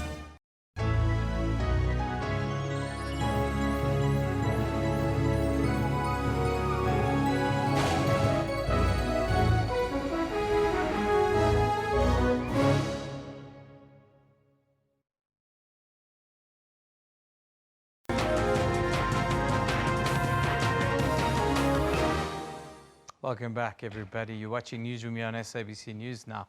Sassa grant beneficiaries have taken to Sassa pay points across the country and have been lining up for their payout, their grant payout from the early hours of this morning. Eagerly awaiting. Beneficiaries have endured weeks of uncertainty over whether their grants would be paid, even after the Minister of Social Development, Batabile Dlamini, promised they would receive their money. Now, our reporter Ishmael Modiba is in Bloemfontein. He's at the biggest pay point in Botshabelo. Very good morning to you, Ishmael. Just give us a quick idea what is happening in Botshabelo today. Well, good morning, Yeben. Yes, we are here in Botshabelo, east of Bloemfontein, at the biggest pay point at the Kaizer Botelo Stadium, where hundreds of people have queued up here to receive their grants. Coming up here in the morning, when we arrived here, we were confronted by the long queues of elders patiently waiting to be let inside so that they can be seated, so that they can receive their grants. And up to so far, the system it's smooth sailing. The grants have been disbursed to all that have been here. And I must just emphasize that speaking to Sassa officials, they've indicated to us that in the Free State, they've got a total of 989,754 beneficiaries. But to tell us more as to exactly how the process unfolded from Friday up until Saturday is none other than Ms. Swongile Setlaba, the acting regional executive manager of the Free State Sassa, just to give us a lowdown of how things are at this stage. Ms. Setlaba, can you briefly tell us how the process of disbursing the funds is rolling up to so far? From the 31st of March already, at 1 p.m., the beneficiaries started getting their money from the ATMs. It was all systems go for the Free State.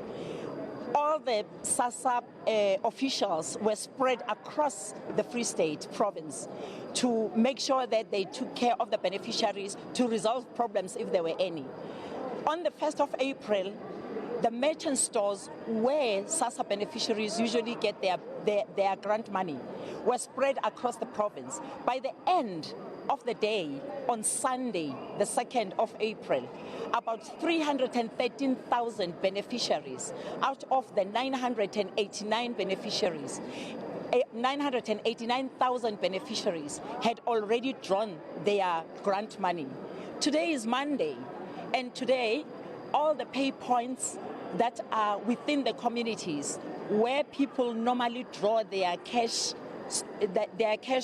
social grants, all the pay points are open in all the 5 districts, and beneficiaries are drawing their money. Today we are in Botshabelo. Botshabelo has got plus 42,000 beneficiaries. Already the 11,000 had drawn their money over the weekend, and today we are giving money to the rest of the people that are out here. People are happy because there was so much uncertainty, but they can see that, as always, as we have been dispersing grants over the past months, April is not any different, if not any better. And obviously, there were some bit of hiccups that were experienced on Saturday. Can you just highlight those hiccups and how did you manage to resolve them? Of course, Sassa did anticipate that after this high publicity of the 1st of April and the uncertainty, there would be problems. As a result, with the JOC, that is the Joint Operations Committee of the Police, SABC was spread across the province in all the pay points, all the merchants, and now around the pay points with Sassa staff. So on Saturday, the 1st of April, there was a beneficiary whose card was snatched from the pay point. We were able to take that beneficiary to the office because on Saturday the 1st, all the Sassa offices were open in the Free State, and we were able to give them a social relief of distress, which is a voucher that they could buy the groceries. And there was another beneficiary whose card was swallowed because of the confusion and the panic.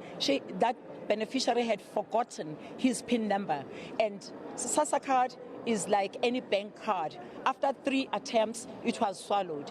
That beneficiary also, we gave a social relief of distress to him as well. But the biggest one was when one of our merchants was robbed. But we quickly moved our beneficiaries from that merchant store to the next one with the assistance of the police to make sure that even them would not be disadvantaged. So all of them got their money. I can vouch to that.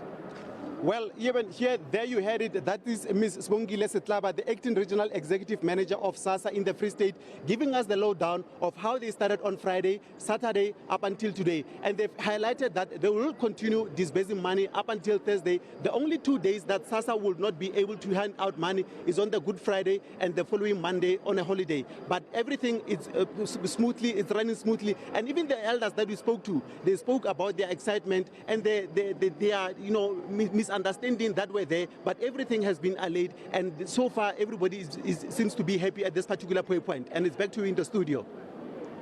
Yeah, Ishmael, thank you very much for that update. Ishmael Modiba telling us what is happening in Botshabelo. It seems it's business as usual. People are getting paid. The little bit of trepidation that was sought beforehand, well, it was maybe necessary to get them paid today. That could be the flip side of it, of course. Kenna Mahamati is here and he's about to take us on a sporting journey after a weekend that wasn't too busy, was it? It was actually as busy as they come. We had Super Rugby, we had tennis, we didn't have Formula One, we didn't have Sevens, which is all coming up this weekend, but we also had a whole lot of football, both here as well as across the European continent. So quite a lot to look forward to, and that's exactly why Monday mornings have become one of my favorite days of the week. No doubt. Good morning to you. This is what we've got for you today, and we start off with fourth seed Roger Federer of Switzerland is set to take a 2-month break from tennis after winning the Miami Open title. As they roll back the years, Federer defeated fifth-seeded Spaniard Rafael Nadal in straight sets in Sunday's much-anticipated final. It was his third title win since January after missing out on the second half of 2016 due to injury. What a roar it is for Roger Federer. This year has so far been superb for the former world number one. Federer already boasts title wins at the Australian Open and Indian Wells and was keen to add a third Miami crown to the mix. The old rivals went toe-to-toe in the first set until the 8th game, when Federer secured the first service break. It's taken 45 minutes, but Roger Federer makes the first breakthrough here in the final. He then held on to his own to bag it 6-3 in 48 minutes. And he needs one more to make it a third sunshine double. The second set was more of the same. Both players managed to hold on to their serve as Nadal implemented a more aggressive game plan. And asking a little bit more. In the end, however, the momentum stayed with Federer. He broke the Nadal serve in the 9th game and made the most of his first match point to clinch it 6-4 and record his 4th consecutive win over the Spaniard. But the 18-time Grand Slam winner will now miss most of the upcoming clay court season. He will only feature at the French Open in Paris, which starts on the 28th of May. I'll probably take 10 weeks off, just recover with the body, prepare it again, so I'm ready for the French, if that at all, and then Wimbledon, you know, all the grass season, and then the hard courts after that. So I think that I've been pushing the body enough now, so I just need to listen to its signs now. Following the victory, Federer moved up to number 4 on the latest world rankings. Nadal now occupies 5th place, while Britain's Andy Murray still leads the pack. Liesl Zankel, SABC News. Now coming home, Polokwane City's challenges continue unabated as they suffered a 1-0 home defeat to Bloemfontein Celtic at the old Peter Mokaba Stadium. City have not won a single match since the beginning of the year. The win, though, does see Celtic climb up 3 places on the log table from 15th to 12th with 22 points from 21 matches. Looking to consolidate their top 80 position and register their first league win of 2017, Polokwane City hosted Celtic in a league encounter on Sunday. Ahead of the contest, the home side was 7th on the log on 27 points, while their opposition on the day was 2nd from the bottom on 19 points. Despite high temperatures in Polokwane, the game got off to a lovely start, the home side looking to signal their intentions early on. The rise and shine continued bossing proceedings, and 15 minutes into the contest, they once again came close to opening the scoring. Former Mamelodi Sundowns defender Thapelo Tsilo denied by the crossbar after he found himself unmarked in the 18-yard box. With half an hour approaching, things were still going according to plan for the home team. However, they were undone by their lack of composure in front of goals. After City failed to make most of their good start, Celtic grew into the game, posing real threats in the closing stages of the first half. The fireworks didn't end on the field. Chaos erupted in the tunnel at halftime. Polokwane City not happy with the presence of their former and now Celtic coach Luke Emayel in the changing rooms, arguing that he's not allowed in the changing rooms as he does not have a PSL accreditation and documents allowing him to officially start his new job at Celtic. It took 74 minutes of football for fans down at the old Peter Mokaba Stadium to witness the first goal of the contest, Lake with a powerful strike to break the deadlock. A goal that proved to be the difference between the two sides. Joseph Mohale, SABC News. Now, before we do anything else, we need to let you know that Kaizer Chiefs celebrated like they'd won the league after dispatching the mighty Mamelodi Sundowns by 2-1 over the weekend. That the winning goal came for a bizarre own goal by Sundowns defender Bangali Sumaoro did nothing to deflate Amakosi's joy. Here are the highlights. To teams like Supersport United, who've lost today, like Budvest Fits, who are currently top of the standings, and indeed like Cape Town City, who will play on Monday against Chippa United. Lovely touch here from Sundowns, deflected! And indeed, Mamelodi Sundowns hit the front. What a return from injury. Kamabilia announces his return in the best possible way. Sabakale former teammates Ramazan Pase. Bona, Chamandare, Edmo, Marubela Pela Yatela Leto! Wow! I'll take away from what he was not doing when he hasn't got the ball. See, those are the areas that are very important, because when you are looking dangerous when you have the ball, there's also hard work to be done when you're not having the ball. Oh, wow, out of nowhere, marks an own goal that leaves Sundowns players standing wondering. And finally, in the English Premier League, embattled Arsenal showed true fighting spirit and grit, coming from behind twice to draw 2-2 with Manchester City at the Etihad. The result left them 7 points behind fourth place City on the log. Welcomed by Sanchez. Made by Otamendi. Back in by Mustafi for Walcott, who equalises for Arsenal. Boy, they needed that. De Bruyne and Sterling. The Shelby stuck out of lead. It came to Silva. And Aguero scores. City have their lead back in a flash. Another Kun Aguero flash.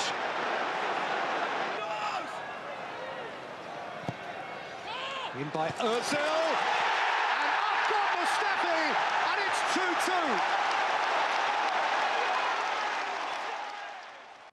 2-2. A much younger colleague of mine just told me how lit all of that was. That's where we're going to leave it. We'll be back shortly in 10 minutes' time, top for the hour, with more news, more analysis, more of everything that's been happening around the world. You're watching Newsroom.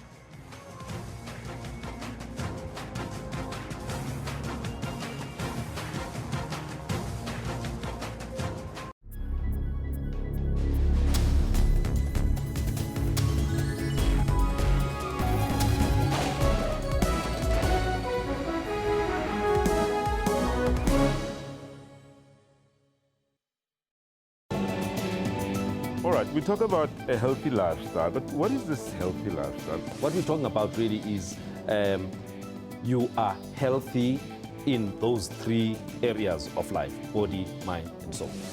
Before you embark on a weight loss journey, rather first speak to your person who has your complete clinical picture. Ideally, your plate should look like this. Half of your plate should be fruit and vegetables.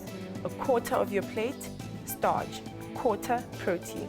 Tell you some of the things that I really enjoy doing for that bottom pouch as well as for cardio. So you do your kicks, you kick back. Join Health Talk every Saturday for all your health news. SABC News brings the world closer to you. Sherman Briceby's SABC News, Washington. Dan White said SABC News in London. Mzandile Mbejo, SABC, Sochi, Russia. I'm Sarah Kimani signing off from Kigali for the SABC News. Other than that, I've enjoyed every single moment of it.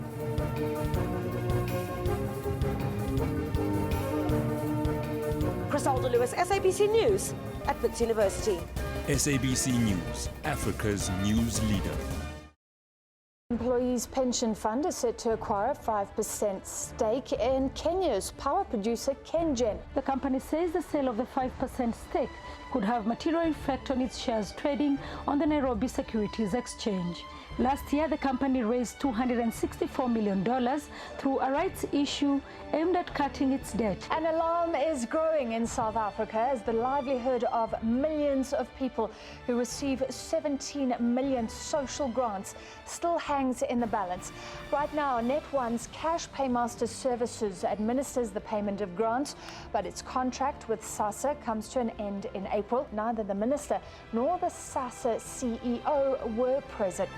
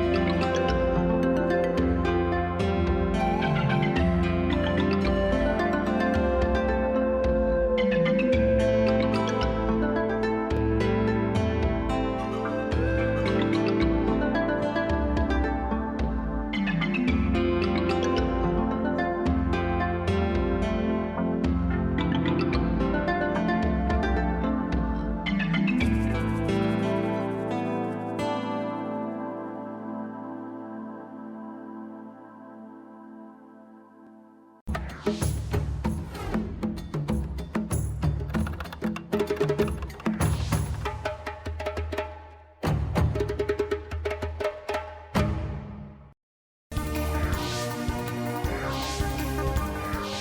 Alicia Jali, joining us live from our Johannesburg studios. A quick look now at your current news leaders. Parliament's Communications Committee has decided on 5 names to sit on the SABC's interim board.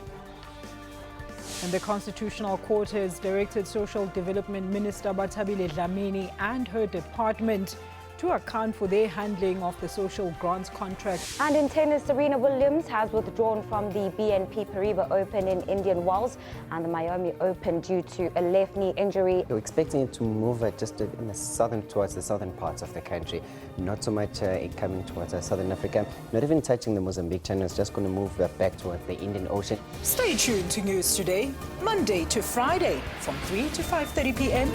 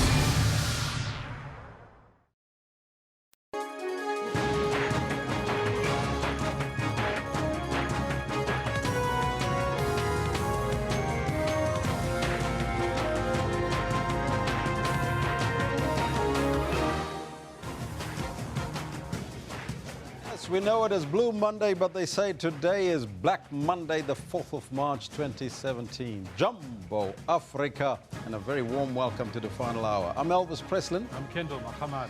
And this is the Newsroom. Now today we focus on civil society activists that have called on ordinary South Africans to show their collective anger with the country's political situation by joining Black Monday today. The call for action was sparked by the president, who reshuffled the cabinet.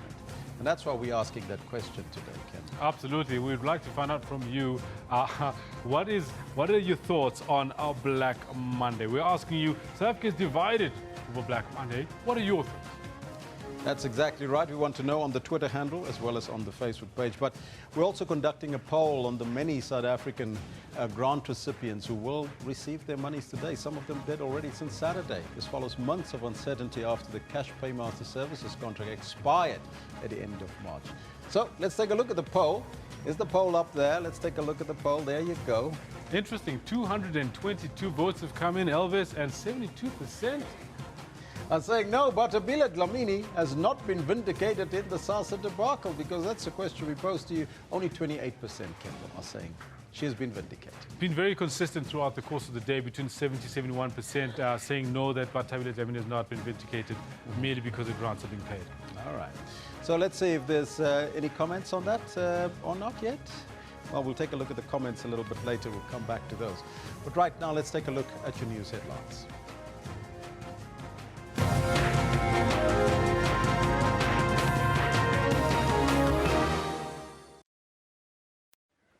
Let's take a look at our top story in this hour.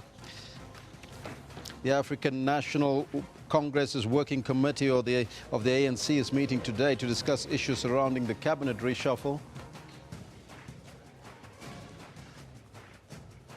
Social Development Minister Batabile Dlamini will this morning visit Sassa pay points in Mpumalanga and Gauteng. And over 200 people have been killed in a Colombian mudslide.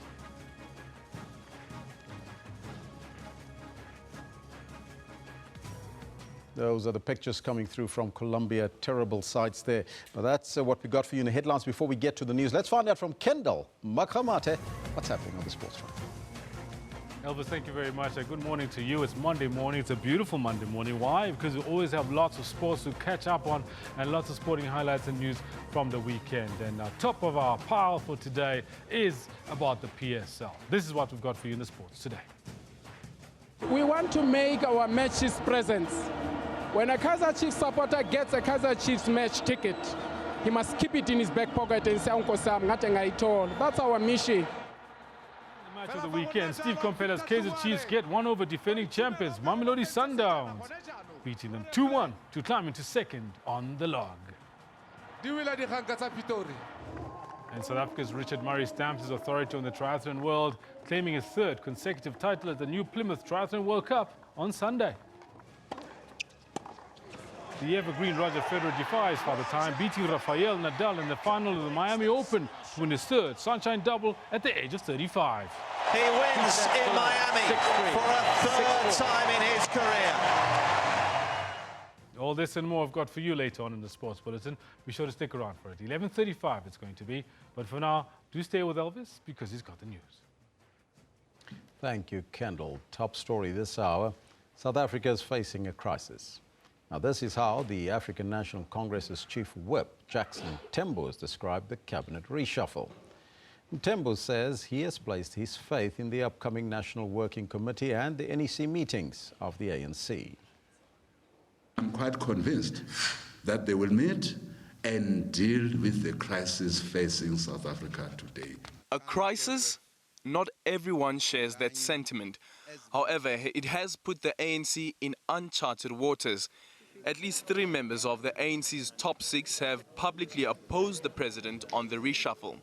And now there's a push for the party's highest decision-making body between conferences, the NEC, to deal with the matter. Top 6 have made these utterances. We will have the structure of the ANC called NWC and NEC meeting to reflect. In fact, they themselves have said that this structure must meet. They themselves. They have said these structures must meet so that this matter is dealt with expeditiously. Mthembu says the outcomes of those meetings will give ANC MPs direction on the faith of the president. However, on Twitter, the ANC chief whip has opposed the president's move, saying Pravin Gordhan and Mcebisi Jonas's crime is protecting the public purse, further fueling speculation that there are attempts to capture treasury. The three top officials of the ANC, Mkhize Kwete and Cyril Ramaphosa, said the list of changes that the president presented to them was not an ANC list. Ultimately, people say, really, if you believe that you have a corrupt president, you have a corrupt administration, you disassociate yourself with it. At this point, no minister or ANC MP has hinted at resigning at the decision of the president. NWC will be meeting here at Luthuli House. The question is whether the likes of Jackson Mthembu will be able to persuade President Jacob Zuma to reverse his decision.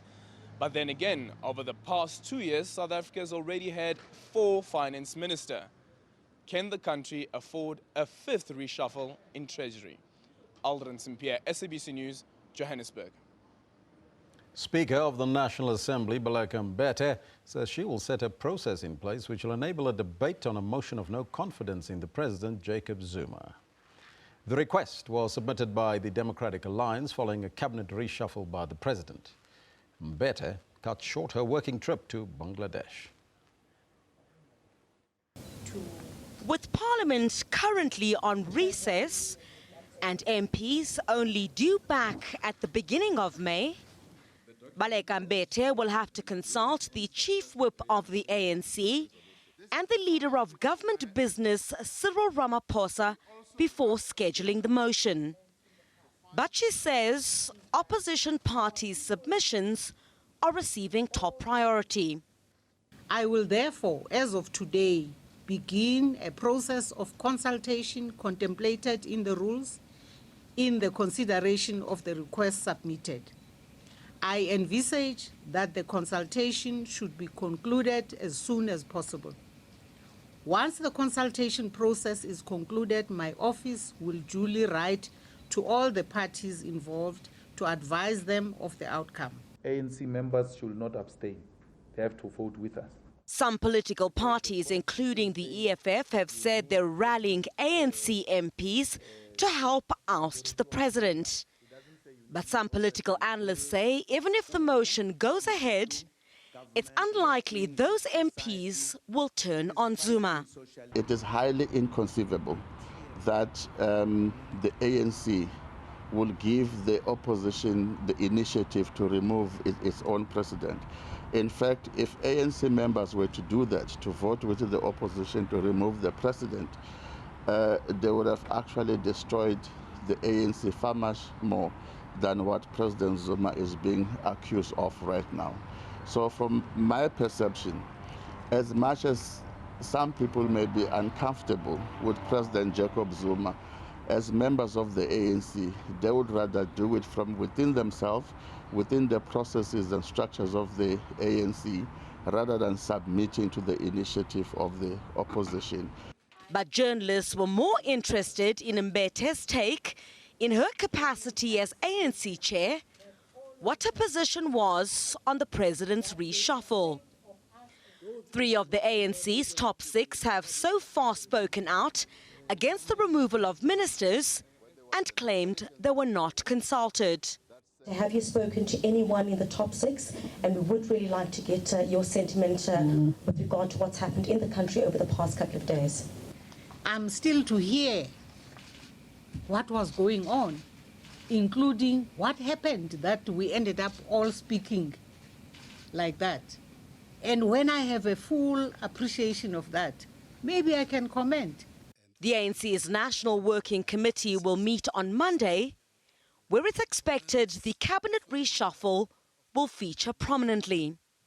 Crisalda Lewis, SABC News, in Johannesburg.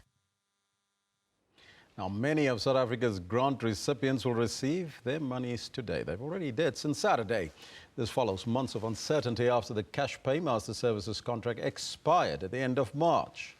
The Constitutional Court stepped in at the 11th hour to avert a national disaster. It ruled that CPS could continue paying grants for a year until a new provider is found.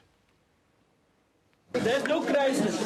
As the 1st of April loomed and the illegal contract between Social Development, Sassa and Grant Paymaster Cash Paymaster drew to a close, there was no clear indication on whether the 17 million recipients would be paid and by who. Social grants will be paid on the 1st of April. As April began on Saturday, there's been a collective sigh of relief as almost 6 million grant beneficiaries received their monies. I was scared. I didn't think I'd get the money, but now I have it. We were very worried we weren't going to get our grants, but I'm very happy now that we're going to get it. On Monday, the remaining millions are expected to be able to access their funds. We are going to start paying within our pay points because our pay points are operational during the week.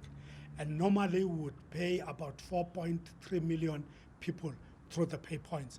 We've got about 9,973 pay points around the country.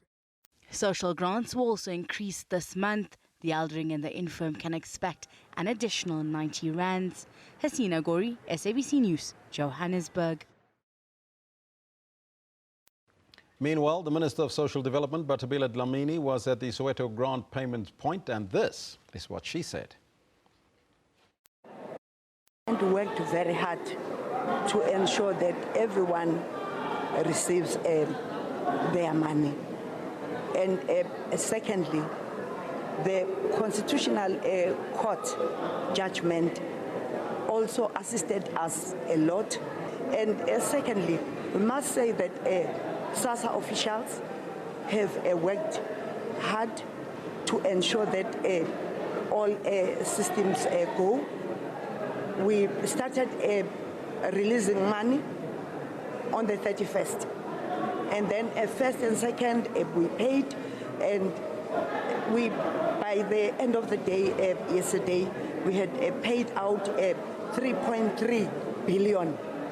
And we made or processed 6 million transactions, and therefore this means that a number of our people already have their money. And one other thing that we want to emphasize is that our beneficiaries must know that we are going to do our work up until the 21st. We're going to follow our schedule, and they know that on their last month's slip, they do have dates of receiving their grants. Now, Sassa's head of communications, Paseka Lesatsi, says that over 3 million people have already been paid. Speaking to us a little bit earlier this morning, Lesatsi said that they are happy with how things have gone so far. Organization, I think we must be able to say we are happy so far. You know that there have been problems. We're up on Saturday in Cape Town just to check if things are going very smoothly. But so far, we can say that we are satisfied that things are going according to plan. We believe so far 3 million beneficiaries has already been paid. Yes, definitely. In fact, we have gone past 3 million because remember on Saturday, it's people who are getting their money only through the banks and so on. Today, it's people who are getting their money through the pay points. So we think by the end of today, tomorrow, we'll have a picture of how many people have their money so far. Now, there was a huge uproar about this crisis. Do you think that South Africans overreacted and preempted a catastrophe, or did the agency get saved by the court's decision? Not necessarily, Elvis. I think what we need to do is to understand some of these particular processes. But the other thing that we need to do is to be alive to the fact that beneficiaries, just like me and you can just imagine if our employer is not certain whether they're going to pay us or not, we will definitely panic. So we must not blame the beneficiaries for panicking. We must understand, but I think we could have done better as an organization. Talk to us about the process in the run-up to the 1st of April and what happened during that process. Basically, we were actually instructed by the Concord to present to them reports every 3 months, which we have done. But however, one of the problems which we encountered was that there was not necessarily an agreement in terms of what is that we must do to ensure that the payment take place on the 1st of April.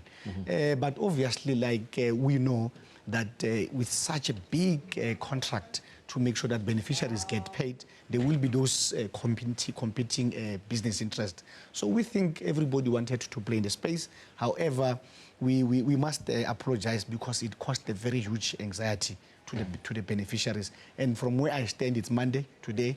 I'm very much happy. We had to, all over the country, Sassa officials have been dispatched to make sure that if there's any problem encountered, we are able to report it at the Ops Center so that everybody is happy in the country. Dozens of people have taken to social media platforms to express shock and confusion following a tremor which is reported to have been felt in areas here in Gauteng, including Ferndale, Randburg, Kempton Park, Randfontein here in Johannesburg. Other affected areas were Klerksdorp as well as Potchefstroom in the northwest and Bultfontein and Woopstad in the Free State. They say the tremor lasted a few minutes. Unfortunately, I didn't feel it. Now, moving abroad, families and rescuers have been searching desperately through mud-plastered rubble for victims of flooding and landslides in Colombia that have killed more than 254 people, injuring hundreds and devastating the entire neighborhoods. Several rivers burst their banks near the southwestern city of Macau in the early hours of Saturday, sending water, mud and debris crashing down streets and into houses while people were sleeping. President Juan Manuel Santos made a television address to the nation on Sunday night after a second visit to the area early in the day. The president said that the pain would not go away, but ensured that it would be possible to bring back hope. He previously blamed climate change for the disaster, saying that Macau had received 1/3 of its usual monthly rain in just one night, causing the rivers to burst their banks. Terrible pictures coming in there from Colombia. We'll keep you updated on that story. But let's come home now. When was the last time you played with your children in the garden? When did you last have a family night with board games or even bake cookies with your daughters? Playtime is now filled with iPads, cell phones, TVs, PlayStations, or even the Xbox. Sure, you've done that with your children. Children don't even know what it's like to spend quality time with their parents anymore. And this, along with the constant use of technology, is hampering children's emotional as well as their social development. Joining us in studio is the early childhood development expert from Africa to Cum, Vanessa Mentor. A very good morning to you, Vanessa, and welcome. Good morning and good morning, viewers. First and foremostly, why is this new phenomenon of, they call it electronic capture, really? And how does it influence human behavior, especially in children? Okay, so I think the first thing I'd like to say is that we don't want to throw technology out completely.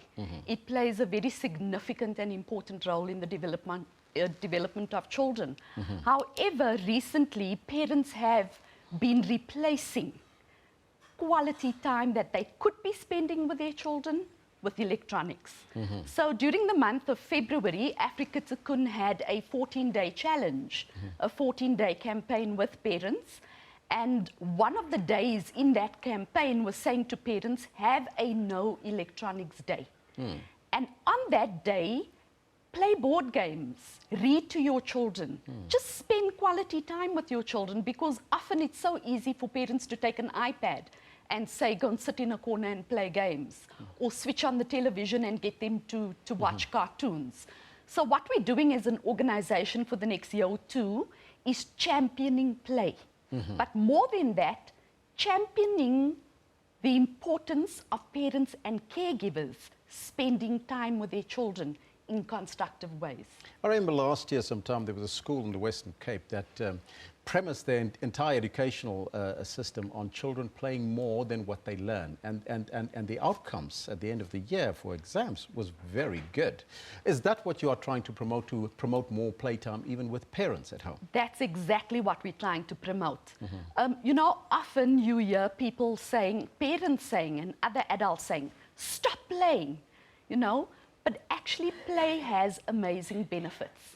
Play definitely will impact on a child's lifelong learning. And so what we're trying to do as an organization is to make parents aware that they can play at home with their children. Often parents say to us, but we don't have the toys, we don't have the resources.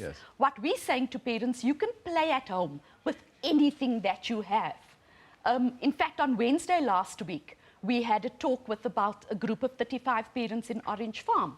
And one of the things that came out, one of the parents said to us, her child likes to play with stones.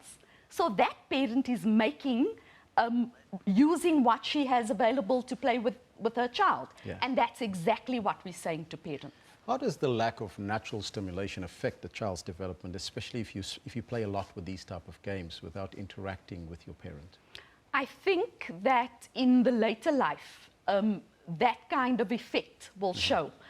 You know, often you will find that children become withdrawn, and when they do go to school, or if they must socialize, they can't. So we're also saying to parents that play is important for the social and emotional development of your child. We're saying that when you play with your child, you can become a play mentor for your child. And in turn, your child will become a play mentor for others.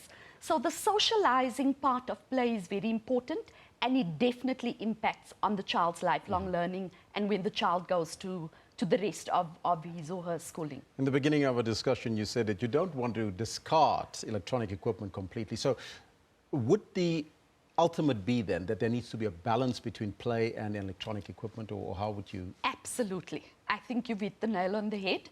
It's about balance. We're not saying to parents that they must completely not let their children watch television, because there's some amazing television programs that children can benefit from. We're also saying there's educational games on iPads and or cell phones, but we're saying that there has to be a balance, and that parents and caregivers need to start creating that balance. If I could just use the example again, one of the days in our campaign was saying have a no electronics day. And on that particular day, read to your child, play board games, have your child cook with you. And in that way, there's other things that comes through. You can let the child count the potatoes or the onions or whatever. And then on another day, you can say, today you can watch television, but for so many hours. Tomorrow you can play with your iPad but for an hour. So it's about creating that balance, absolutely. Now, Industrial Revolution 4.0 is on our doorstep, of course, and some would say that those children that do not have access to computers, iPads, gaming, and so forth, will they be left behind? Or is there perhaps an indication that without these things, you can still progress? Well, this is Vanessa Mentor speaking, and I don't want to be knocked over for that. I think that those children have an amazing opportunity to still progress. Obviously, I think one of the things that our Department of Education is doing is bringing in the issue of electronics and how children can have access to that. So definitely, I think those children will not be left off completely. They will have opportunities where it will be provided for them. But I also think the natural stimulants around our children need to be used more. And parents and caregivers must make provision for that and spend more time with our children. Do you think that teaching methods should also now change to incorporate these things, play as well as technology, in order to create that balance? I think absolutely. I think already there's a move in the Department of Education, particularly in early childhood development, where play is becoming a huge factor.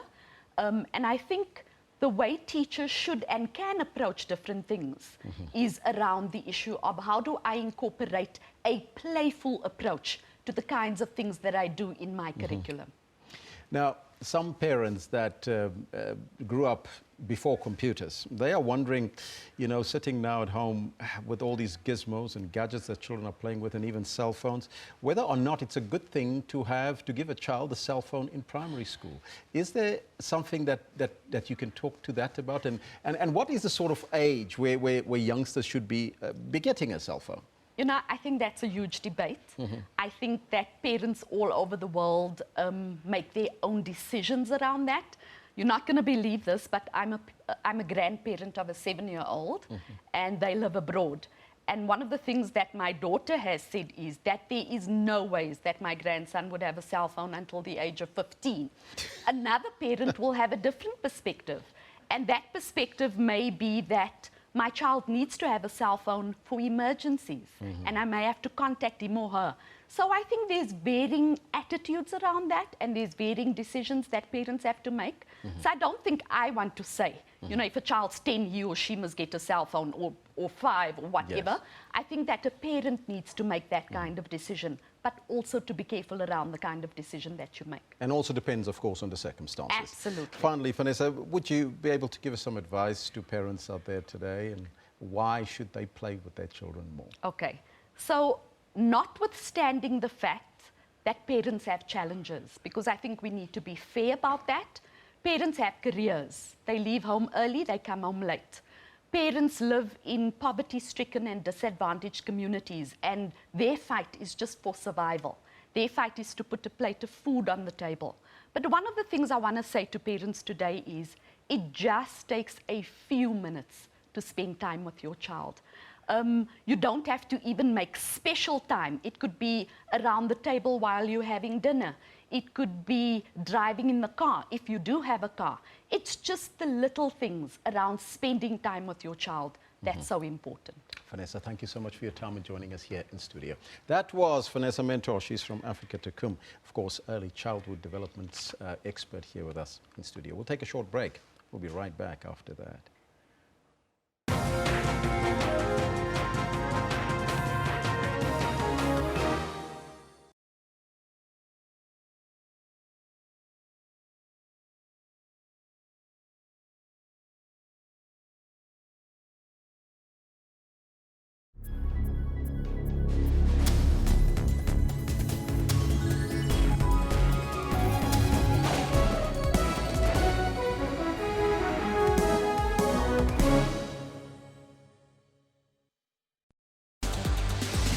Animation, virtual reality and games. We have all of that and other technology and social media news.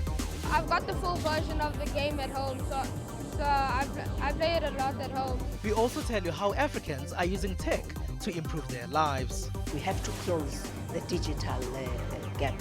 So join us on Network for your African technology and social media news. That's Network with Ms. Phumelele Zondi every Sunday at 7:30 p.m. Central African Time.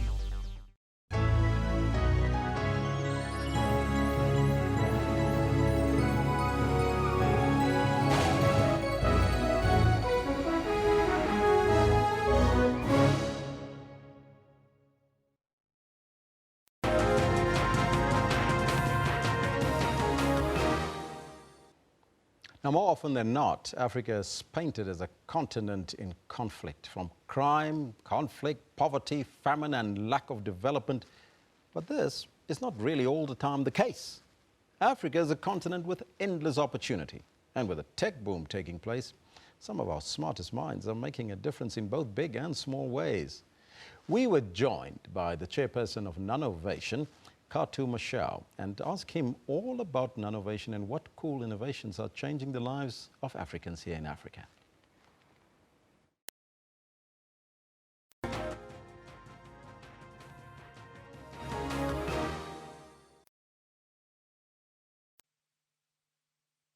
Let's see if we can get that story back. Of course, we are looking at the story with Katu that Africans normally, or Africa is painted as a continent with crime, ridden with conflict and poverty, and yet we have so much innovation on this continent. Let's find out from Katu. He is the chairperson of Nanovation. Basically is a non-profit organization that was founded to try and really deal with issues of how to change perception about Africa. What we do, we inform, educate and inspire. And why are we doing that? We need to inform our African brothers and sisters that they need to start really developing their own solutions to their own challenges that is in their own backyard. And furthermore, we need to make sure that once they are developing those solutions, we educate them with the right type of skills such that they move on to the next level. And lastly, we get every single person together, or people that are in the same space, in the entrepreneurial space, in the innovation space, such that they come together and start saying, how do we move on to the next level? And part of those stuff, we're looking at saying, in the 4 sectors that we're focusing on, your ICT, agriculture, renewable energy, and now in the manufacturing space, focusing on construction, how do we bring in young people into those particular spaces? Because by the time these young people, our young people and entrepreneurs come onto those spaces are already being controlled or continuously being controlled by those that are previously disadvantaged for them, for that matter. Now, you've empowered over 600 unemployed youth through your programs that you're doing and the work that you've done. Tell us about working with the city of Johannesburg and educating the digital intern program, #worldwide. Kojedi. What we wanted to do there is that every municipality and the world over are looking at expanding the broadband connectivity across their cities and getting their cities to be smart cities. And if you look at it, young people and entrepreneurs in Africa do not have that type of skill where they can be participants as opposed to them being consumers of the technology and the connectivity. So we needed to develop a pipeline of skilled young people and skilled young entrepreneurs such that when the municipalities are rolling out, when the governments in the telecommunication space are rolling out the connectivity, young people are ready and those skills pipeline are ready. So we took unemployed graduates who are in a catch-22 to say, you don't have experience, 1 year experience, therefore they cannot get employed. And we upskilled them for a period of about 3 months, put them in the workplace and get them out there into the world. Right now we're talking of over 78% of the 600 young people that we're talking about are all employed fully. And that's a success rate that you will not hear. And this is why we say we inform. And currently we are now seeing slightly over 86 young people that have started their own businesses. They are now laying fiber. They are now splicing for various institutions. One of those is with telecom. So we're developing those type of skills to make sure that young people are relevant as opposed to just them being consumers. The last one on that particular front, we said, how do we get young people to develop their own apps? The apps that can actually be used in locally. And that relates to coding, right? That relates to coding. So they learned to code. Some of them learned issues of cybersecurity. But all in all, we're getting them to code applications that can be used on a day-to-day basis. There are quite a few examples that we can talk about of some such young people that have done those type of programming, and those apps are currently working. Now, we talked about Africa as being seen as this country or this continent which is hopeless, but Africa has seen these innovations and that you work with young people to do that. Safety for women traveling on public transport is one of them that you're focusing on. You know, there's a ring that has been developed recently, and God help us all, such that the situations like what just happened a week ago in the taxi for that young woman should not happen again. And there is a device that is just a ring that looks like it's a ring that you wear. It's called NIMB, N-I-M-B, that you wear, and it has got a button that has been concealed, such that if you are in distress, that button, you just press it for a period of 3 seconds, communicates with your phone through Bluetooth, contacts whoever that you have pre-programmed. Either you pre-program it for security, SAPS, your brother, your uncle, or Lakasha, of some sort, you know, in that matter. But most importantly, this is something that we can use as young Africans and the world over, such that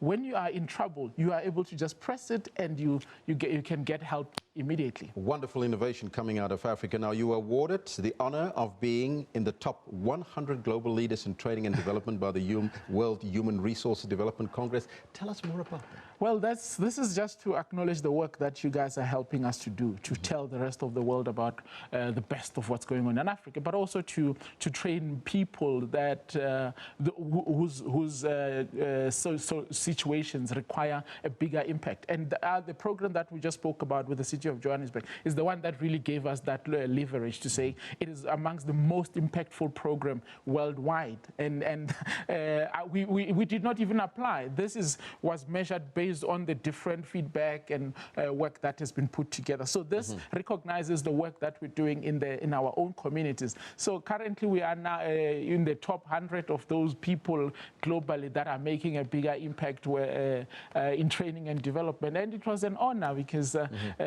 being the only one from Africa to be recognized with such an honor, it was humbling. Chairperson of Nanovation in studio with us, Katu Madao. So, we'll take a break right now. Kendall Makamate standing by with your sports news.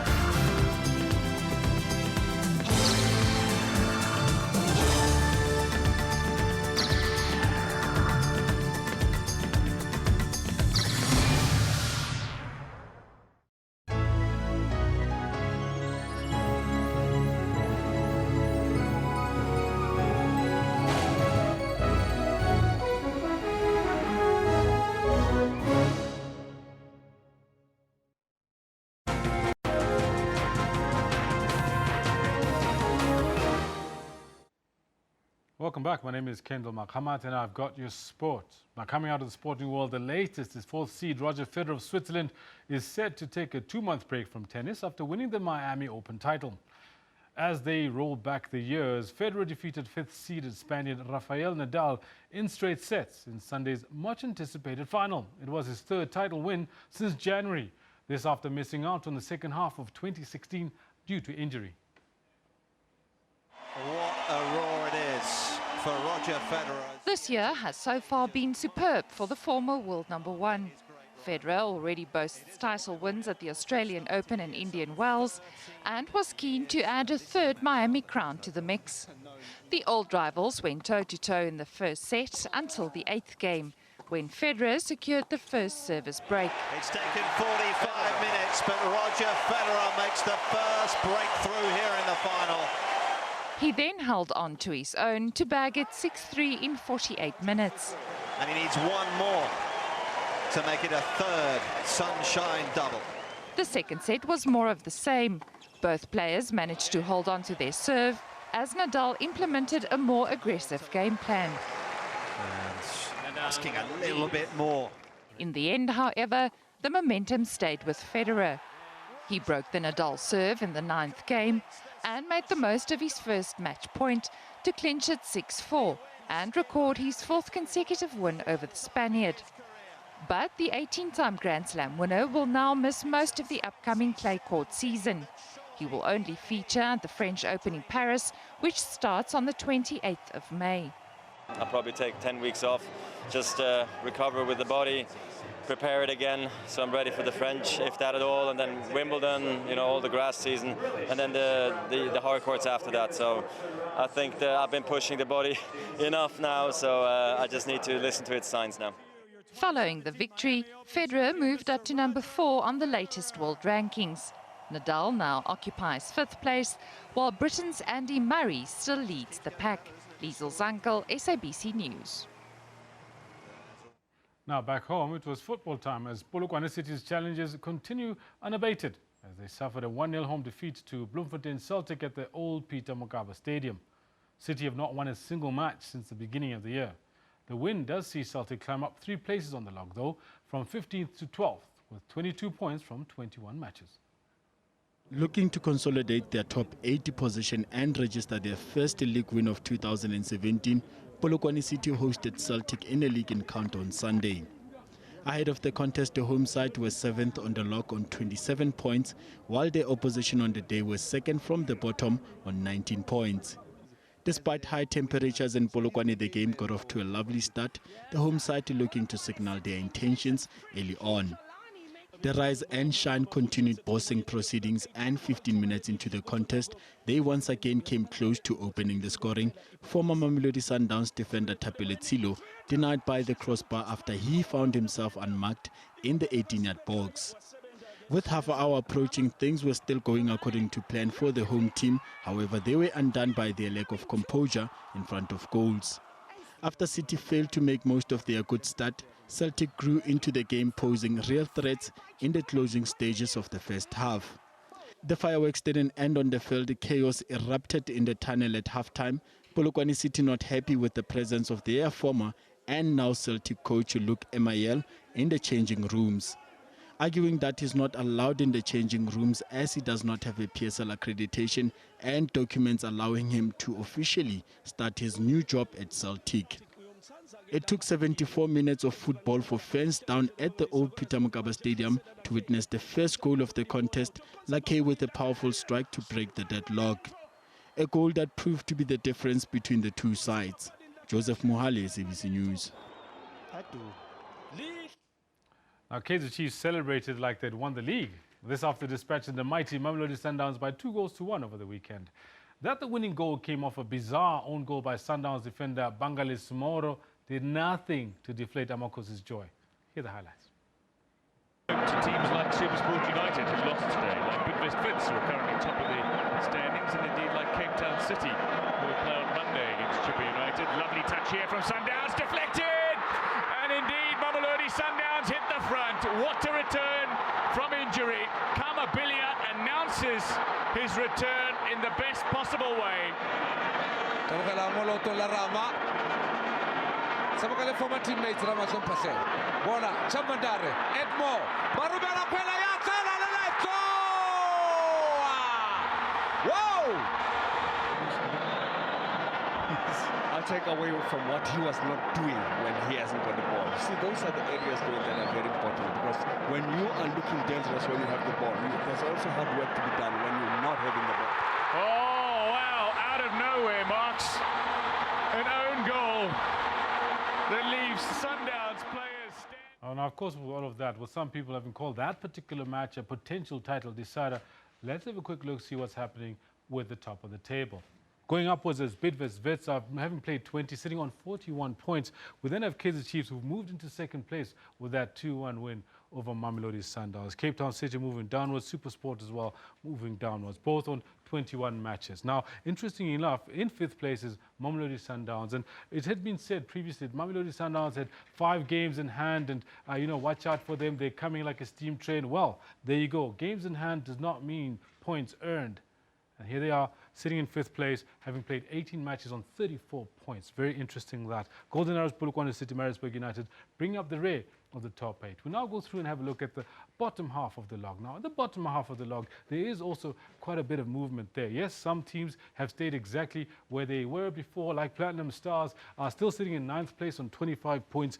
And then Cheaper United moving upwards. Orlando Pirates downwards into 11th. Bloem Celtic and Orlando Pirates swapping. Was it Bloem Celtic? No, it's Bloem Celtic and Ajax swapping places there. 12th and 13th. 22 matches played, 21 matches played respectively, and all on 22 points, including Free State Stars, who are on a -9 goal difference. Very similar to Ajax Cape Town, and Highlands Park and Baroka FC seem as if they really are missing the NFD because they've been stuck there for a while. Now, in the English Premier League, embattled Arsenal showed true fighting spirit and grit, coming from behind twice to draw 2-2 with Manchester City, this at the Etihad. The result left them 7 points behind 4th place City on the log. Here are the highlights. Welcomed by Sanchez. Made by Otamendi. Back in by Mustafi for Walcott, who equalises for Arsenal. Boy, they needed that. De Bruyne and Sterling. Koscielny stuck out a leg. It came to Silva. And Aguero scores. City have their lead back in a flash. Another Kun Aguero flash.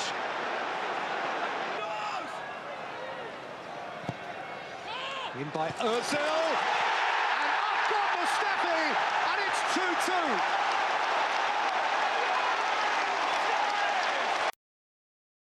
Now, in an interesting twist to the Springbok coaching saga, South African Rugby has confirmed that former Springbok centre Brendan Venter has joined the national team. This in a consulting capacity as its new defence and exits coach. Venter joined the Boks coaching staff for the second of 3 preparation camps in Stellenbosch.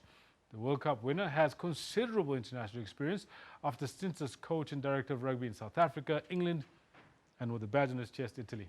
The Boks kick off their international campaign against France in Pretoria on the 10th of June. Now, defending champion Ben Hoffman retained his title, winning the 2017 Ironman African Championships in Port Elizabeth. Hoffman also made history by breaking the course record, finishing in a time of 7 hours and 57 minutes. The 13th African Championships saw athletes from 69 nations taking part.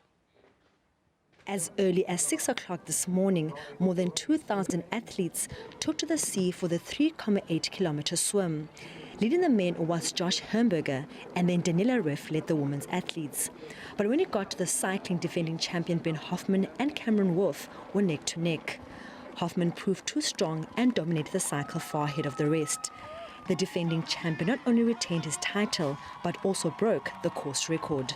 I mean, it's obviously really awesome to win a race. It's what you train for, and to defend a title, I mean, I've won now 6 Ironmans, but this is the first time I've defended an Ironman title, so it's really special. And, you know, to have a regional championship again under my belt, you know, I'm over the moon. It's really awesome. In the ladies' race, defending champion Cassie Lettinen was a good contender as defending champion, but the determination of Daniela Riff proved too strong.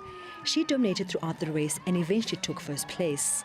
I was a bit injured before the race. I couldn't train for about almost a week, and I didn't know if I was be able to finish today. And to have such a race, of course, it was not the best I can do normally, but it was very, very solid for the circumstances, and yeah, that made me very happy. Those who attended said it was the best Ironman since. Well, it's so well organized, probably the best ever, and I believe it's one of the best in the world, from what I've heard. PE hosts one of the best Ironmans in the world. But we had to support every athlete. They are so brave, so courageous, and I'm inspired. Yes, we're also supporting friends of ours, so we're really excited to be here today. What a beautiful day. Ironman this year was really nice, especially that it's live this year for the first time, so it's really awesome. South Africa's favourite Kyle Beckenham took 4th place. The organisers say they are delighted with the growth of the event. Lerato Tipa, SABC News, Port Elizabeth. Now, South Africa's Richard Murray continues to call the shots on the international triathlon circuit, winning the New Plymouth Triathlon World Cup in New Zealand.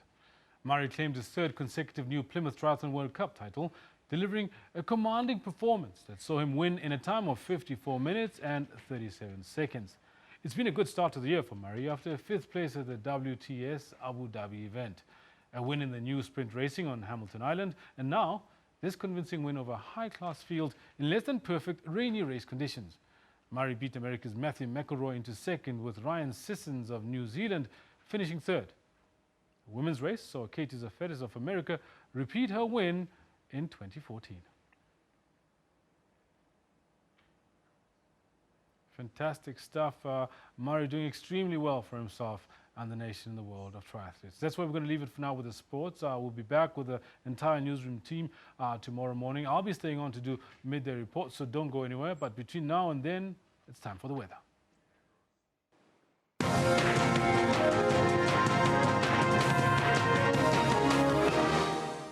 Hi there, welcome from the weather desk. We've seen some hot temperatures in South Africa, especially if you're going to be along the northeastern regions and also towards the Northern Cape province. And in fact, those hot temperatures could lead to veld fires as well. So please be careful. You can see this red shade here. That's a warning indicating possibilities of veld fires. Otherwise, a fine and warm day is expected for South Africa up until the cold front comes through. So by tomorrow, you should see it just cooler temperatures for the Western Cape province and rainfall by Wednesday in the same province, and then by Thursday moving towards the Eastern Cape. And hopefully for us by Friday, Saturday, temperatures would also start dropping here over the Highveld and towards the Limpopo Valley. Otherwise, the rest of Africa is expected to be rainy over the usual places, the central parts, and also along the coastal regions, and do expect a hot day. Take a look at these temperatures that I mentioned. Upington 38, 33 for Pretoria, and Polokwane at 31 degrees. For all those heading towards Madagascar, as well as the northern parts of the SADC regions, expect temperatures between 24 and about 33 degrees. So the temperatures are quite varied there. Windhoek, 28, and then again, rainy weather right through Rwanda and Tebe in much of Uganda, as well as over Burundi. Do expect maximums of about 25 degrees. Juba over South Sudan is at 38. And then clear conditions for much of the Sahara Desert, with a bit of rainfall expected for the northern interior between today and tomorrow. So that's what you should expect along those parts. Hot weather for El Fasher, Khartoum, as well as over Luxor. That's where I'll leave it for the weather, but there will be more later. Stay tuned.